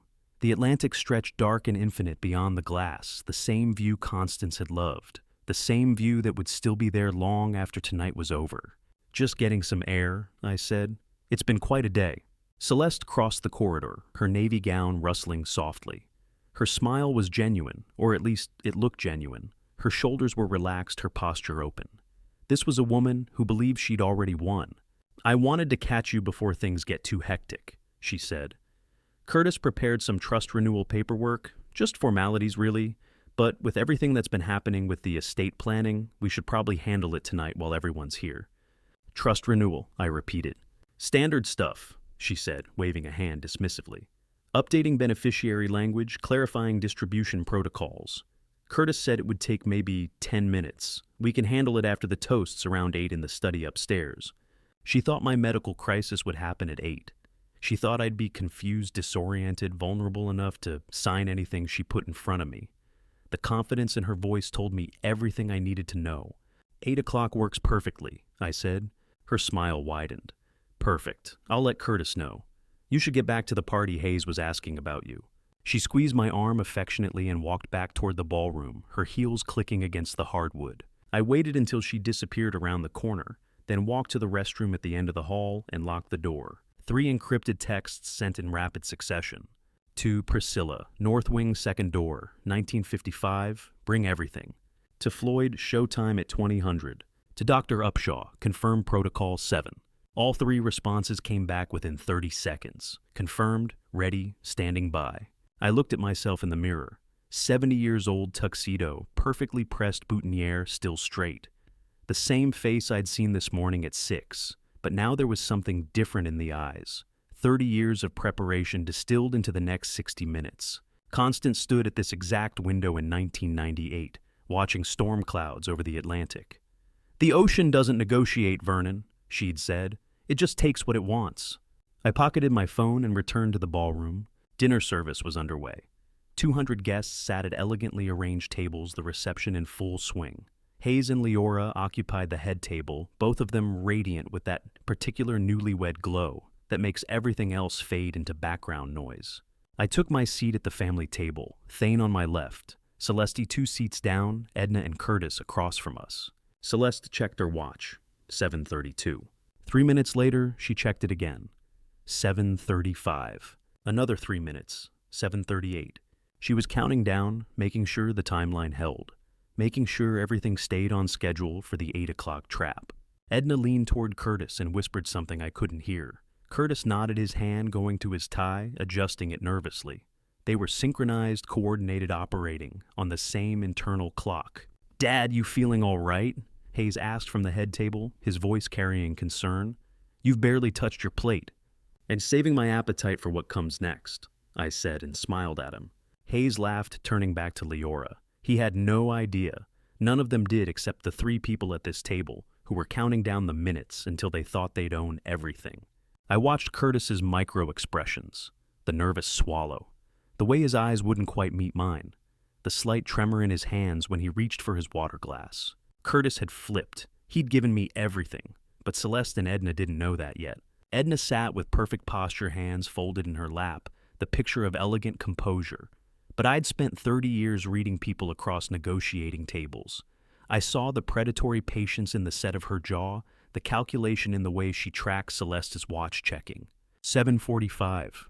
The ballroom chandelier, 18,000 crystals installed. The summer haze was born, cast fragments of light across the polished silver and white linens. Each refraction, a countdown. Each sparkle marking another second closer to 8 o'clock. Staff cleared the dinner plates. Dessert appeared. Coffee was poured. 7:48. Celeste's phone buzzed. She glanced at it, typed a quick response, set it down. 7:50. 10 minutes to 8. I looked across the ballroom at Floyd, positioned near the entrance with his camera. He caught my eye, gave the smallest nod. "Everything ready." Thane sat beside me, calm and steady, his phone in his pocket, with the projection override app loaded and waiting. Hayes stood at the head table, tapping his champagne glass for attention. I just want to say a few words before we start the dancing. He began, his voice carrying across the ballroom. The room quieted. 200 guests turned their attention to the groom. This has been the best day of my life. Hayes set his arm around Leora's waist. And I'm grateful to everyone here for being part of it, especially my family, my brothers, my sister, my dad. Mom would have loved this. Celeste's smile never wavered. She applauded with everyone else, the perfect sister, the perfect daughter. But when Hayes sat down and the applause faded, she caught my eye across the table. And she tapped her watch, once deliberately, with a smile that said she knew exactly what was coming in 10 minutes. She thought she was signaling my imminent collapse. She thought the tap was a countdown to my confusion, my vulnerability, my desperate signing of whatever documents she put in front of me. She had no idea I'd been reading that gesture differently. She had no idea that every watch check, every whispered coordination with Edna, every nervous glance from Curtis had been captured, documented, recorded. She had no idea that the detectives monitoring the live camera feed had been watching her count down for the past 3 hours. She had no idea what was waiting for her in that study upstairs. 10 minutes to 8. Celeste's smile widened as she tapped her watch. She thought she was counting down to my surrender. She had no idea she was marking the seconds until her own empire turned to ash. The VIP room door closed behind me at 8 o'clock, and Celeste's smile vanished as if someone had cut the power. The transformation was instant complete. The warm, daughterly affection from the corridor 30 seconds ago disappeared, replaced by something clinical and focused. She locked the door with a quiet click that seemed very loud in the silence. "Dad," she said, her voice different now, flatter, more controlled. "Have a seat." The VIP room looked exactly as it had this morning, when Floyd and Thane had installed the hidden camera, antique mahogany desk, 2 leather chairs, walls lined with law books that probably hadn't been opened in a decade. The window overlooked the garden, where guests were still celebrating 2 floors below. I remained standing. Celeste moved to the desk and placed a thick document on the polished surface. 12 pages perfectly bound, exactly as Curtis had described. "This protects your assets if your health changes," she said, her tone shifting into what I recognized as her CFO voice, the one she used in boardrooms when explaining quarterly projections. Dr. Upshaw documented some concerns about cognitive function. Nothing serious yet, but enough that we should have proper safeguards in place. What concerns Celeste? She pulled a second document from the folder, the psychiatric evaluation. Dr. Upshaw's signature at the bottom, declaring me mentally incompetent. "Episodes of confusion," she said smoothly. "Difficulty with recent memory, the kind of things that happen naturally at your age, but that require legal protections to ensure the family trust is managed properly." I looked at the document, then at her, then back at the document. I see," I said. She slid a heavy pen across the mahogany. It stopped precisely between us, an offering and an ultimatum simultaneously. "Eddie, just sign Dad," she said. "Let's not make this harder than it needs to be." I picked up the document and read the first page slowly. Grant of authority to Celeste Marie Lockwood. Immediate activation upon signature. Full control of all trust assets. The unsigned DPOA sat between us like every unspoken betrayal from 30 years each clause, a decade of her learning how little she thought I noticed. "You've put a lot of work into this," I said. "It's for your protection?" "Curtis drafted this," I asked, though I already knew the answer. "Curtis prepared the legal framework, yes, with Edna's consultation." I set the document down without picking up the pen. Silence filled the room. 1 minute, 2, 3. Celeste's composure began to fracture. Small tells, a tightness around her eyes, the way her fingers drummed, once against the desk, the barely perceptible shift in her weight. "Dad," she said, and now there was an edge in her voice. "I need you to sign this." "Why?" "Because I'm trying to protect you." "From what?" She pulled out her phone, tapped the screen, turned it toward me. The video showed a pharmacy counter, date stamp 3 weeks ago. The camera angle was from above security footage probably obtained through some contact she'd cultivated. And there I was, standing at the counter, talking to the pharmacist. The audio was muffled but clear enough, my voice asking if they still had Constance's prescription on file. The pharmacist's gentle response that Mrs. Lockwood had passed away 2 years ago. My confusion, my apology, my quiet exit. Celeste let it play for 15 seconds, then stopped it. I post this to the board, she said quietly, and they pull your honorary seat. I send it to the press and they write the cognitive decline story. 30 years of reputation gone in 48 hours. Or you can sign this document, ensure the trust is properly managed, and avoid all of that. She had filmed me whispering Constance's name to a pharmacist and weaponized widowhood. I looked at the phone, then at Celeste.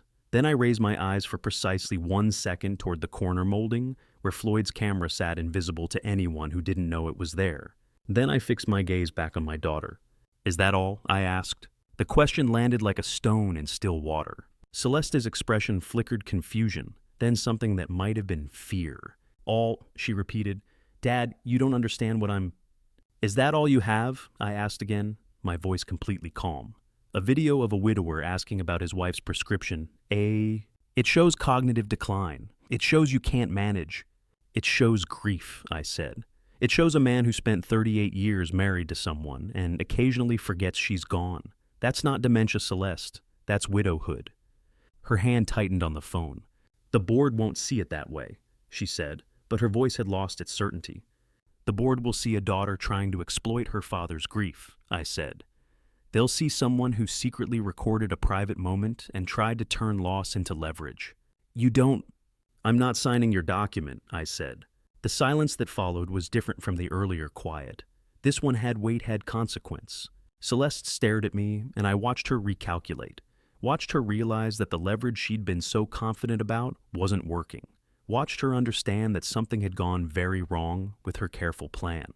Dad, she said, and for the first time tonight she sounded uncertain. You need to sign this. No, I said simply, I don't. She looked at the DPOA on the desk, at the pen lying untouched at me, standing immovable in front of her. What do you want? She asked finally. The truth, I said. How much debt are you carrying, Celeste? Her face went white. Her blackmail video showed a grieving husband at a pharmacy counter, asking for his dead wife's prescription because muscle memory outlasts loss. She thought she'd found dementia. I knew she'd revealed something far more dangerous. She had no idea what actual evidence looked like. The door opened without a knock at 8:18, and Edna Blanchard walked in like she'd bought the house that morning. She didn't look at me. Her eyes went straight to Celeste, and something passed between them, a signal, a confirmation, a transfer of control. Celeste, Edna said quietly, step back. Celeste's face flickered with something that might have been humiliation, might have been relief. She moved toward the window without argument. Edna turned to me, and I saw the woman who'd spent 20 years structuring billion-dollar acquisitions for investment banks. The social warmth from 11 Thanksgivings was gone. This was pure corporate predator. Vernon, she said, her voice carrying the particular precision of someone who'd spent decades in boardrooms. We're past negotiating. Edna, I said, I didn't expect you to handle this personally. Celeste needs a steadier hand. She glanced at my daughter, and the dismissal in that look was surgical. Celeste's face hardened, but she said nothing. Edna moved to the desk, picked up the DPOA, and set it back down between us with deliberate care. Here's what happens next, she said. You sign this document, or we file a contested guardianship petition Monday morning. Article 81, New York Mental Hygiene Law. The hearing will be public. Every detail of your mental health evaluation will be entered into the court record. Your grandchildren will read it. The press will cover it. And you will spend the next 6 months in depositions and psychiatric evaluations while your reputation disintegrates in real time. I looked at the woman I'd known for 11 years, the woman who'd sat at my table every Thanksgiving, who'd brought wine and stories, who'd cried at Constance's funeral. Or, Edna continued, you can sign this now quietly, and we handle the trust transition with discretion. No public hearings, no press, no courtrooms, just a smooth succession that protects everyone's dignity. Including yours, I said. Her eyes narrowed fractionally. This isn't about me. Isn't it? What's your cut? Edna 15%. 20. Something cold flickered across her face. You're confused. That's exactly what we're trying to address. 11 Thanksgivings. I'd watched Edna Blanchard carve turkey with surgical precision. I should have known she'd carve up a trust the same way. The petition is drafted, Edna said. The medical evaluation is attached. Curtis has the filing ready for Monday at 9 a.m. All that's missing is your signature on this document, which would make the petition unnecessary. And if I don't sign, then Monday morning you become a public spectacle, Edna said simply. Hayes and Leora will read about your cognitive decline in the New York Times. Thane will be deposed about incidents of confusion he's witnessed. Your grandchildren, when they're old enough to Google, you will find court records describing your mental deterioration. She paused, let that image settle. Or you can sign now and none of that happens. Celeste stood by the window watching. Her earlier confidence had returned now that Edna had taken over. This was the plan, Celeste as the face, Edna as the architect. One more thing, Edna said, her voice dropping even quieter. If you fight this in court, we'll subpoena your medical records, all of them, including the pharmacy visits, the prescriptions requested for a deceased spouse, the confused calls to doctors' offices. Every private moment of grief becomes public evidence. She had weaponized my widowhood. I looked at the DPOA sitting on the desk, 12 pages that would grant Celeste immediate control of everything I'd built over 30 years. Your grandchildren will read it, Edna repeated softly. Is that what you want Constance's legacy to be? She'd used my dead wife's name as leverage. I reached for the pen. Celeste's posture shifted relief, victory, vindication, all flooding through her at once. Edna remained perfectly still, perfectly controlled, watching. I pulled the DPOA toward me, read the signature line, Vernon William Lockwood Principal. Priscilla had been clear 3 hours ago. A signature obtained through explicit threats is void under New York law. Every word Edna had spoken, the grandchildren and the court records Constance's name used as a weapon, was already captured on 3 cameras, feeding live to 2 detectives outside. I wasn't surrendering. I was closing the trap. The pen moved across paper like a scalpel, opening an artery controlled, deliberate, designed to bleed exactly where I wanted. My signature formed slowly, each letter clear, legible, unmistakable. No confusion, no tremor, no sign of the cognitive decline they'd fabricated. I set the pen down. Edna picked up the document, immediately checking the signature, confirming it was complete. Celeste moved from the window, looking over Edna's shoulder. For perhaps 3 seconds they examined it together. Then they exchanged the smallest glance. Victory, success, the culmination of 8 weeks of planning.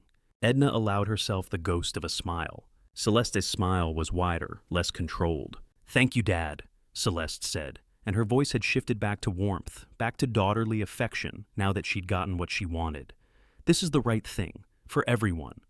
"We'll file this with the trustee tomorrow," Edna said, already sliding the document into her folder. "The transition will be seamless." I stood there watching them organize paperwork, watching them coordinate next steps, watching them believe they had won. They thought I'd signed under psychological pressure. They thought the coercion had worked. They thought the threats about public hearings and grandchildren reading court records had broken my resistance. They had no idea that every word Edna had spoken, every threat, every manipulation, every use of Constance's name as leverage had been captured by 3 separate camera angles with pristine audio quality. They had no idea that 2 detectives were watching this entire confrontation in real time from a laptop parked at the estate perimeter. They had no idea that signing under explicit coercion made the document legally void, but tactically perfect. "I should get back to the reception," I said. "Of course," Edna said smoothly. "Enjoy the rest of the evening. We'll handle everything from here." I walked to the door, turned back for one final look. Celeste and Edna stood together at the desk, the fraudulent DPOA, between them victory written across both their faces.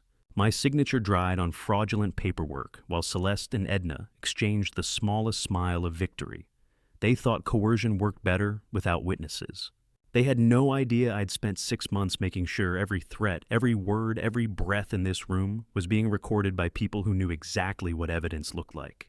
Celeste stood at the microphone with a champagne flute raised when the projection screen cut to black and Thane pressed a single key. The ballroom had been showing engagement photos Hayes and Leora, laughing on a beach somewhere, the kind of images that make guests smile and dab their eyes. Hayes was on the dance floor with his bride, both of them swaying to music that had just gone silent. Celeste's voice carried across the sudden quiet. "To my baby brother Hayes, who taught me that love," the screen flashed to life behind her. Not engagement photos, not wedding memories.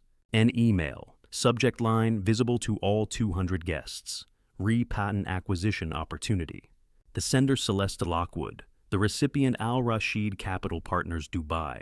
The message body filled the screen. 12 pharmaceutical patents available for immediate acquisition at 40% below current market valuation. Celeste's voice faltered. She turned to look at the screen champagne flute still raised frozen mid-toast. The image changed. Bank transfer records. Wire authorization showing Thane Lockwood's digital signature. Forensic caption overlaid in red. Digital signature stolen identity theft confirmed. Thane stood near the sound system laptop, open face, expressionless. The screen changed again. Dr. Quincy Upshaw's face appeared a video recording timestamp, showing it was made this afternoon. His voice filled the ballroom speakers. My name is Dr. Quincy Upshaw. I was coerced into signing a falsified psychiatric evaluation, declaring Vernon Lockwood mentally incompetent. Celeste Lockwood threatened to destroy my practice if I refused. Everything I signed was a lie. 200 guests sat in suffocating silence. The final image appeared on the screen.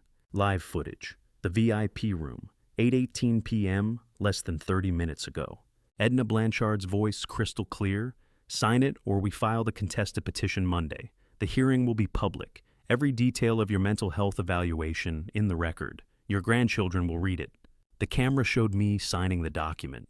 Showed Celeste and Edna exchanging that small smile of victory. Celeste's face on stage went white. For perhaps 5 seconds, no one moved. No one spoke. 200 people witnessing undisputed crime in real time. Then Curtis Blanchard stood up from table 8. He walked toward the stage with the careful, measured steps of a man who'd already decided what he was going to lose. His wife Edna remained at their table, her face unreadable. Curtis climbed the 3 steps to the stage. Celeste backed away from him like he was contagious. He took the microphone. My name is Curtis Blanchard. He said, his voice steady despite the tremor in his hands. I've been the Lockwood family attorney for 25 years. Tonight, I need to tell you what I helped Celeste Lockwood attempt to do to her father, and why I could not let it continue. 25 years of Thanksgiving dinners, and Curtis Blanchard chose this wedding to tell the truth. Edna, my wife, designed every step of this conspiracy, Curtis continued. The durable power of attorney, the falsified medical evaluation, the blackmail of Dr. Upshaw. I documented everything because I knew one day I would have to choose between my marriage and my conscience. Celeste's voice came out as a whisper. Curtis, what are you— I'm sorry, Curtis said, looking at her directly, but I can't let you destroy this family. Edna stood from table 8 and walked toward the ballroom exit, calm, controlled, already calculating her escape. 2 men in suits stepped into her path. Edna Blanchard. One of them said, pulling out a badge. Hampton's Police Department, we need you to stop right there. Edna's composure cracked for the first time all night. On stage, the second detective approached Celeste. Celeste Lockwood, you're under arrest for attempted grand larceny in the 1st degree, he said, pulling out handcuffs. You have the right to remain silent. Anything you say can and will be used against you in a court of law. The detective continued reading Miranda rights. New York Penal Law, Section 155.40, Section 190.65, Scheme to defraud in the 1st degree, Title 18, U.S.C., Section 1343, Wire fraud, Section 190.80, Identity theft in the 1st degree. Celeste didn't resist, didn't argue. She stood perfectly still as the handcuffs closed around her wrists.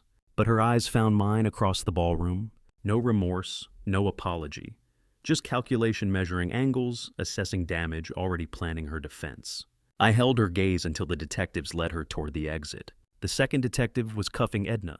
Conspiracy to commit grand larceny, scheme to defraud. You have the right to remain silent. 200 guests watched in absolute silence as Celeste and Edna were led out of the ballroom in handcuffs. The doors closed behind them. Then the whispers started. Then the chaos. I walked out through the side entrance down the hall into the east corridor, where no one would find me. Except Hayes found me anyway. He appeared at the end of the hallway, still in his tuxedo, his face pale and devastated. Did you know? He asked. Yes, I said, I knew. How long? Long enough? He stood there, trying to process, trying to reconcile the sister who'd pinned his boutonniere this morning with the woman who'd just been arrested at his wedding reception. Why didn't you stop it earlier? He asked, voice breaking. Before tonight, before all these people? Because I needed her to choose, I said. I needed to be wrong about her. $280 million in assets, and what broke Hayes was not the money, but the sister he thought he knew. He took 2 steps toward me, then his face crumpled, and he collapsed against my shoulder, weeping like he hadn't since Constance died. A 30-year-old emergency room physician who'd seen every kind of trauma except this one. I held my son in a darkened corridor, while his sister sat in handcuffs 200 feet away, and understood that winning feels nothing like justice. The ballroom felt like a cathedral after an earthquake, 200 people frozen in their seats, the chandeliers still swaying slightly from when Edna had grabbed the doorframe on her way out in handcuffs. My daughter's champagne toast remained half-finished on the microphone stand. I walked back to the stage at 9:45, my dress shoes clicking against marble in absolute silence. "Ladies and gentlemen," I said, and my voice sounded older than 70. "What you've witnessed tonight is the hardest thing a father can endure, but you're still here, and that matters more than you know." I pulled the envelope from my jacket, the Cole Family Trust Amendment I'd prepared 4 weeks ago, when I first understood what Celeste was planning. Floyd stood at the back near the band, giving me a barely perceptible nod. Thane sat at table 7, with his laptop still glowing, the projection screen behind me now dark. Hayes had disappeared into the corridor, where Leora had followed him. Under New York, Estates Powers and Trusts Law. Section 7-1.9, I'm executing an amendment to the Cole Family Trust in front of 200 witnesses. I broke the seal and unfolded the document. Effective immediately, the Trust's $280 million in assets will be distributed equally between my sons, Thane Edward Lockwood and Hayes Gideon Lockwood, with Floyd Curtis serving as trustee and fiduciary advisor. Someone dropped a fork. The sound rang out like a gunshot. Celeste Marie Lockwood is hereby removed as beneficiary power of attorney holder and trustee. The durable power of attorney signed 23 minutes ago under documented coercion is void. The notarization performed by Edna Blanchard, who is currently being transported to central booking on charges of conspiracy fraud and blackmail, carries no legal weight. I looked directly at the camera Floyd had repositioned, the same one that had captured Celeste's confession in the VIP room. Some debts can't be paid in money. My daughter needed $47 million. I had it ready. All she had to do was ask her father instead of trying to destroy him. The silence broke. Whispers spread through the ballroom like wind through wheat. Hayes married the love of his life tonight. I continued, and my voice cracked on my youngest son's name. That's still true. That's still worth celebrating. So I'm asking you if you can find it in yourselves. Stay. Dance. Toast the couple who did nothing wrong except have a wedding on the worst night of their lives. I folded the amendment and handed it to Floyd, who'd walked up to witness and countersign. His hands shook slightly as he pressed his signature next to mine. "It's done, Vernon," he whispered. "It's finally done." The notary Priscilla had positioned near the entrance arranged 3 days ago. One detail among 100, stepped forward without being asked, and pressed her seal to the final page. The amendment was acknowledged, witnessed, and legally binding. But I knew better. Legal victory and actual resolution live in different countries. The band leader approached the stage uncertain. A woman in her 60s with kind eyes and a violin tucked under her arm. "Mr. Lockwood," she said quietly, "what would you like us to play?" I almost said nothing. Almost told her to pack up, that we'd destroyed enough beauty for one evening. Then I saw Hayes emerge from the corridor, his face blotchy and wet, Leora's hand in his. My son looked at me across 200 people, and a chasm of fresh grief, and I understood what he was asking. "Play their first dance," I told the band leader. "Play it like nothing happened."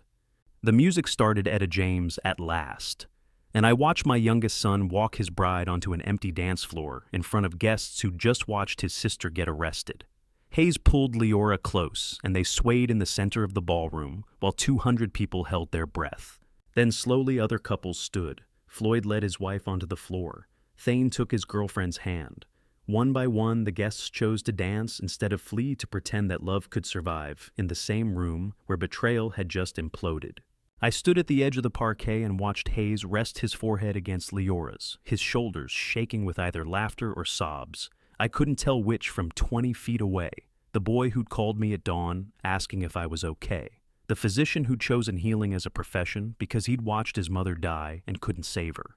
The son who'd never asked me for anything except to show up. Priscilla appeared at my elbow, her courtroom armor replaced by something softer. "You gave them a choice," she said. "Stay and dance or leave, and remember this is only tragedy. That's the gift, Vernon." It doesn't feel like a gift. It's not supposed to. Resolution never feels like victory. It just feels like surviving. The song ended, and another began. Hayes kissed Leora's temple and led her off the floor, walking directly toward me. I braced myself for collapse, for accusation, for the bill that comes due when you save your fortune but lose your daughter. Instead, Hayes hugged me, hard and long, right there in front of everyone. "Thank you," he whispered into my shoulder, "for not letting her win completely." He pulled back, wiped his eyes with the heel of his palm, and returned to his bride. The dance floor filled again. The bartenders resumed pouring champagne. 200 people made the collective choice to continue a celebration that had been detonated from within, not because the trauma had resolved, but because continuing was the only answer left. I walked to the French doors and stepped onto the terrace where this had all started at dawn. The rose garden glowed under landscape lighting, perfect and oblivious. My phone buzzed a text from Floyd. "County confirmed both in custody. Arraignment Monday. You should see Constance's letter before you sleep tonight. The second page. She knew Vernon, she always knew." I looked back through the glass at Hayes dancing with colleagues at Thane, quietly packing up his laptop at the guests who'd transformed my son's wedding into a masterclass in resilient grace. Then I looked at Floyd's text and understood that the hardest conversation still waited in an envelope I'd been too afraid to finish reading. Resolution doesn't arrive in one moment. It comes in waves, and the second wave was about to hit. I slipped away to the library at 11 because I needed to hear Constance's voice one more time. The guests were still dancing. Thane had driven home, but Floyd's text had mentioned page 2 of Constance's letter, the part I'd been too afraid to read this morning in the rose garden. I pulled the letter from my breast pocket where I'd carried it for 17 hours. The paper had softened from body heat. I'd read the first page at dawn, her instructions about the trust amendment, the timeline she'd projected with eerie accuracy. But the second page had felt too intimate to absorb while preparing for war. Now, with my daughter in custody and my son still standing, I unfolded it under the library's banker's lamp. "Vernon, if you're reading this, it means I was right and I'm sorry. I'm sorry I couldn't fix her. I'm sorry you have to be the one. My wife had written this 2 years ago, 18 months before she died. Constance had known then what I'd refused to see, that our daughter had already chosen a path that would end here. I tried for 36 years. Every therapist, every intervention, every second chance. She's brilliant and broken, and I don't know which came first. But Thane and Hayes need a father who tells the truth more than they need a sister who doesn't. You always knew when to let go. Trust yourself." I set the letter on the desk and pressed my palms against mahogany that had belonged to my grandfather. Constance had given me permission in ink before she ever knew about Edna Blanchard or the forged power of attorney. She'd seen the shape of tonight even when the details were still forming. "I love you, Constance." 3 words at the bottom. No explanation, no qualification. Just the foundation that had held for 43 years. I refolded the letter and returned it to my breast pocket over my heart, where it would stay permanently. Constance died 2 years ago, knowing what I would face tonight, and she'd left me permission in ink. The library door opened quietly. Floyd stood in the threshold, his tie loosened, and his camera bag still over one shoulder. "Yeah, thought I'd find you here," he said. I gestured to the chair across from the desk. Floyd settled into it with the comfortable silence of someone who'd earned the right not to fill every pause. "You didn't have to make me trustee Vernon," he finally said. 8 years ago, you sat in a hospital waiting room for 4 days, when Thane had that motorcycle accident, and we didn't know if he'd walk again. You brought coffee and never asked if I needed you there. That's the kind of person I want, watching over my boys." Floyd looked at his hands. "That's not the same as managing $280 million. It's exactly the same. Trustee work isn't about the money. It's about showing up when things fall apart." He nodded slowly. "The boys know. Thane does. I'll tell Hayes tomorrow. And Celeste's share, gone, distributed to her brothers. She'll face charges on an income that's now exactly 0. Floyd winced but didn't argue. He understood that some betrayals sever the bonds that money symbolizes. "Come on," he said, standing. "You've been inside too long." I followed him through the French doors onto the east terrace. The Atlantic stretched black and infinite beyond the railing waves, audible but invisible. The ballroom glowed behind us, music drifting through open windows. Constance used to watch this ocean from the second-floor bedroom, I said. Every morning for the last 6 months. She told me once that the hardest part of dying was knowing which people she had to leave behind and which ones would be fine. She knew you'd be fine. She knew I'd survive. That's different. Floyd pulled his camera from the bag, the same Leica he'd carried for 30 years. He raised it slowly, the lens pointed at me standing against the terrace railing with the dark ocean behind, and the lit ballroom to my left. I didn't pose, didn't straighten my tie or fix my expression, just stood there feeling every one of my 70 years. The shutter clicked. "Good shot," I asked, not turning. "Honest shot," Floyd said quietly. He lowered the camera and stood beside me at the railing. Below us, waves hit the private beach in rhythms older than money or family or betrayal. "You know what the difference is between an employee and a trustee?" Floyd asked. "Tell me." "An employee manages assets. A trustee protects people. You just gave me the second job, Vernon. That means something." "I know what it means. That's why I gave it to you." He smiled, a small, real thing in the darkness. "Then I'll do it right." We stood in silence while the music changed inside. Hayes's laughter carried through the open doors, clear and surprising. My youngest son dancing at his own wedding 4 hours after watching his sister arrested, choosing life because the alternative was choosing nothing. Floyd raised the camera one more time, but this time he turned it toward the ballroom, capturing Hayes and Leora, mid-spin under crystal chandeliers. Then he lowered it and packed it away. "That's the photograph you'll want someday," he said. "Not the one of you looking broken, the one where Hayes kept dancing."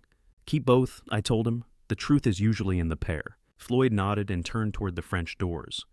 "I'm heading out. You should sleep, Vernon. Monday's arraignment is going to be ugly." "I know." He paused at the threshold. "She's still your daughter." "I know that too." He disappeared inside, leaving me alone with the Atlantic and Constance's letter folded over my heart. Somewhere in county lockup, Celeste was learning what cells looked like from the inside. Somewhere in the ballroom, my sons were learning how to stand upright when the foundation cracks. Floyd's shutter had clicked and caught something I couldn't have posed a 70-year-old man who just destroyed his daughter to save his sons, standing alone with his dead wife's wisdom folded over his heart. The photograph would never hang in any gallery, but it was the only honest record of what winning actually cost. Hayes appeared at 11:45, with Leora's hand in one of his and Thane's arm in the other. "One dance, Dad," he said, "for Mom." The ballroom had emptied to maybe 40 guests, the band packing instruments' chandeliers dimmed to half power. The band leader saw us and signaled her musicians. They unpacked one violin, one cello, Constance's song, the one from our wedding, 38 years ago. We formed a loose circle on the parquet, the four of us, Thane's hand on my shoulder, Hayes holding Leora close, me standing where Constance should have been. I closed my eyes and waited for some mystical presence, some sign she was watching. But there was only music and my sons breathing beside me, and the profound reality that when you love someone deeply enough, they don't depart. They integrate into the way you stand, the way you find your bearings, when there's no one left to ask. "She would have hated tonight," Thane said quietly, "and she would have been proud of you anyway." I opened my eyes. My middle son, the technology officer who'd projected evidence to 200 witnesses. "Your mother knew 2 years ago what this night would cost," I told him. "She wrote me permission to do it anyway." The song ended. Hayes hugged me once more, shorter than before, steadier. "Get some sleep, Dad," he whispered. "You look like you aged a decade." "Only feels like 2, I said. They left together, the three of them, Leora's white dress glowing under dimmed chandeliers. I watched them go and understood that reconstituting a family means accepting the shape that remains, not mourning the piece that chose to leave. The last guest departed at 11:50. I stood on the entrance steps watching taillights disappear down the private drive, the Atlantic crashing invisible below. Floyd had left earlier. Priscilla had driven home. The estate belonged to silence and aftermath. Midnight struck a church bell from town 4 miles inland. Celeste's deadline. The moment when her forged power of attorney would have activated. The Cole Family Trust remained under my dominion. $280 million, 12 patents. Manhattan real estate, the Montana ranch. More valuable, 2 sons who knew the truth, a daughter-in-law who'd proven herself and Floyd's debt finally repaid. I pulled the notebook from my jacket, 23 days of contingency plans, legal strategies, timeline projections, every move I'd made, every counter I'd prepared. I tore out the first page and released it to the ocean breeze, then the second, then the third.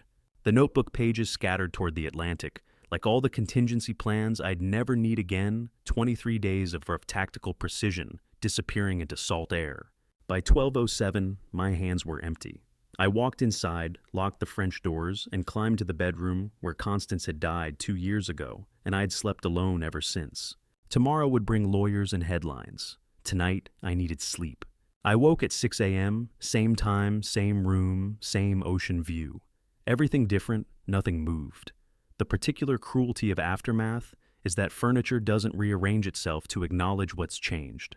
I made bad coffee and walked out to the front porch. I sat in the wicker chair where Constance used to read novels on Sunday mornings. The sun rose over the Atlantic in the same indifferent way it had yesterday and would tomorrow. Floyd's truck appeared in the drive at 6:15. He climbed out with 2 coffees from town and his camera bag. "Couldn't sleep?" I asked. "I slept fine. Thought you might want better coffee than whatever you made in there." He was right. I took the cup and tasted civilization. Floyd sat beside me and pulled out his phone. He scrolled for a moment, then handed it to me. "Good picture. The photograph from last night, me on the east terrace backlit by ballroom glow, facing the black Atlantic with Constance's letter in my breast pocket and my daughter in handcuffs 200 feet behind me." "Honest picture," I said. I studied it, looked 1 year older, and felt 2 decades lighter. The arithmetic of letting go never balances on paper. My jacket-rumpled tie, crooked posture of a man who'd won every tactical battle and paid the strategic price anyway. "You want me to delete it?" Floyd asked. "No, keep it. 20 years from now, when Thane asks what this night actually cost, show him that." Floyd nodded and pocketed the phone. We sat drinking coffee while the sun climbed higher and the ocean continued its eternal work of demonstrating that everything ends and nothing stops. "The lawyers called," Floyd said eventually. "Arraignment's Monday at 9. They're charging her with conspiracy fraud, attempted theft, coercion, federal and state. Edna's facing 20 years minimum. And Celeste, depends on what she admits, whether she turns on Edna or protects her." He paused. "She's still your daughter, Vernon." "I know, that's why this hurts." Floyd finished his coffee and stood. "I'll see you Monday, courtroom 7B, don't be late." "I'm never late." He walked to his truck, paused with one hand on the door. "You did the right thing. Constance knew it. Your boys know it. Eventually you'll know it too." Then he drove away, leaving me alone with bad coffee and an honest photograph, and the sun rising over the same Atlantic that had witnessed 38 years of Constance and 1 night of Celeste. The coffee was terrible, and the photograph was honest. I sat with the weight of what I'd done and the clarity of why I'd done it. The lawyers would take months. The headlines would take days. Celeste would make her choices. But that morning, with bad coffee and a good photograph, I finally understood what Constance had always known: the most valuable thing in any estate isn't what you leave behind.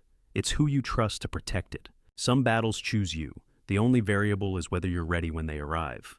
And to you listening to my story, remember this: the hardest battles are the ones fought inside your own home. I spent 40 years building a legacy for my children, believing that wealth and security would protect them from the world. I was wrong. The real protection came from teaching them truth, integrity, and accountability.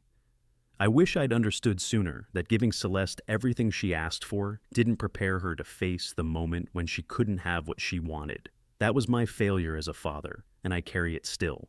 Family betrayal is the deepest wound because it comes from the people who were supposed to stand beside you.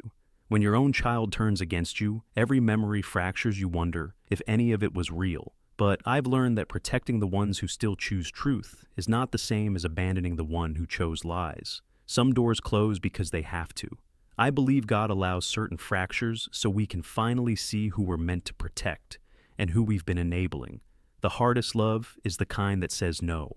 If this story resonated with you, I'd be grateful if you'd share it with someone who needs to hear it. Leave a comment and tell me, have you ever faced family betrayal? How did you protect yourself and the people who still needed you? And if you believe these stories matter, please subscribe to Revenge Dad. Your support helps me keep sharing these lessons. Thank you for staying until the very end. I read every comment, and your perspectives mean more than you know. One last note: while this story contains fictionalized elements for reflection and storytelling, the lessons about family betrayal and difficult choices are real. I'm grateful you were here.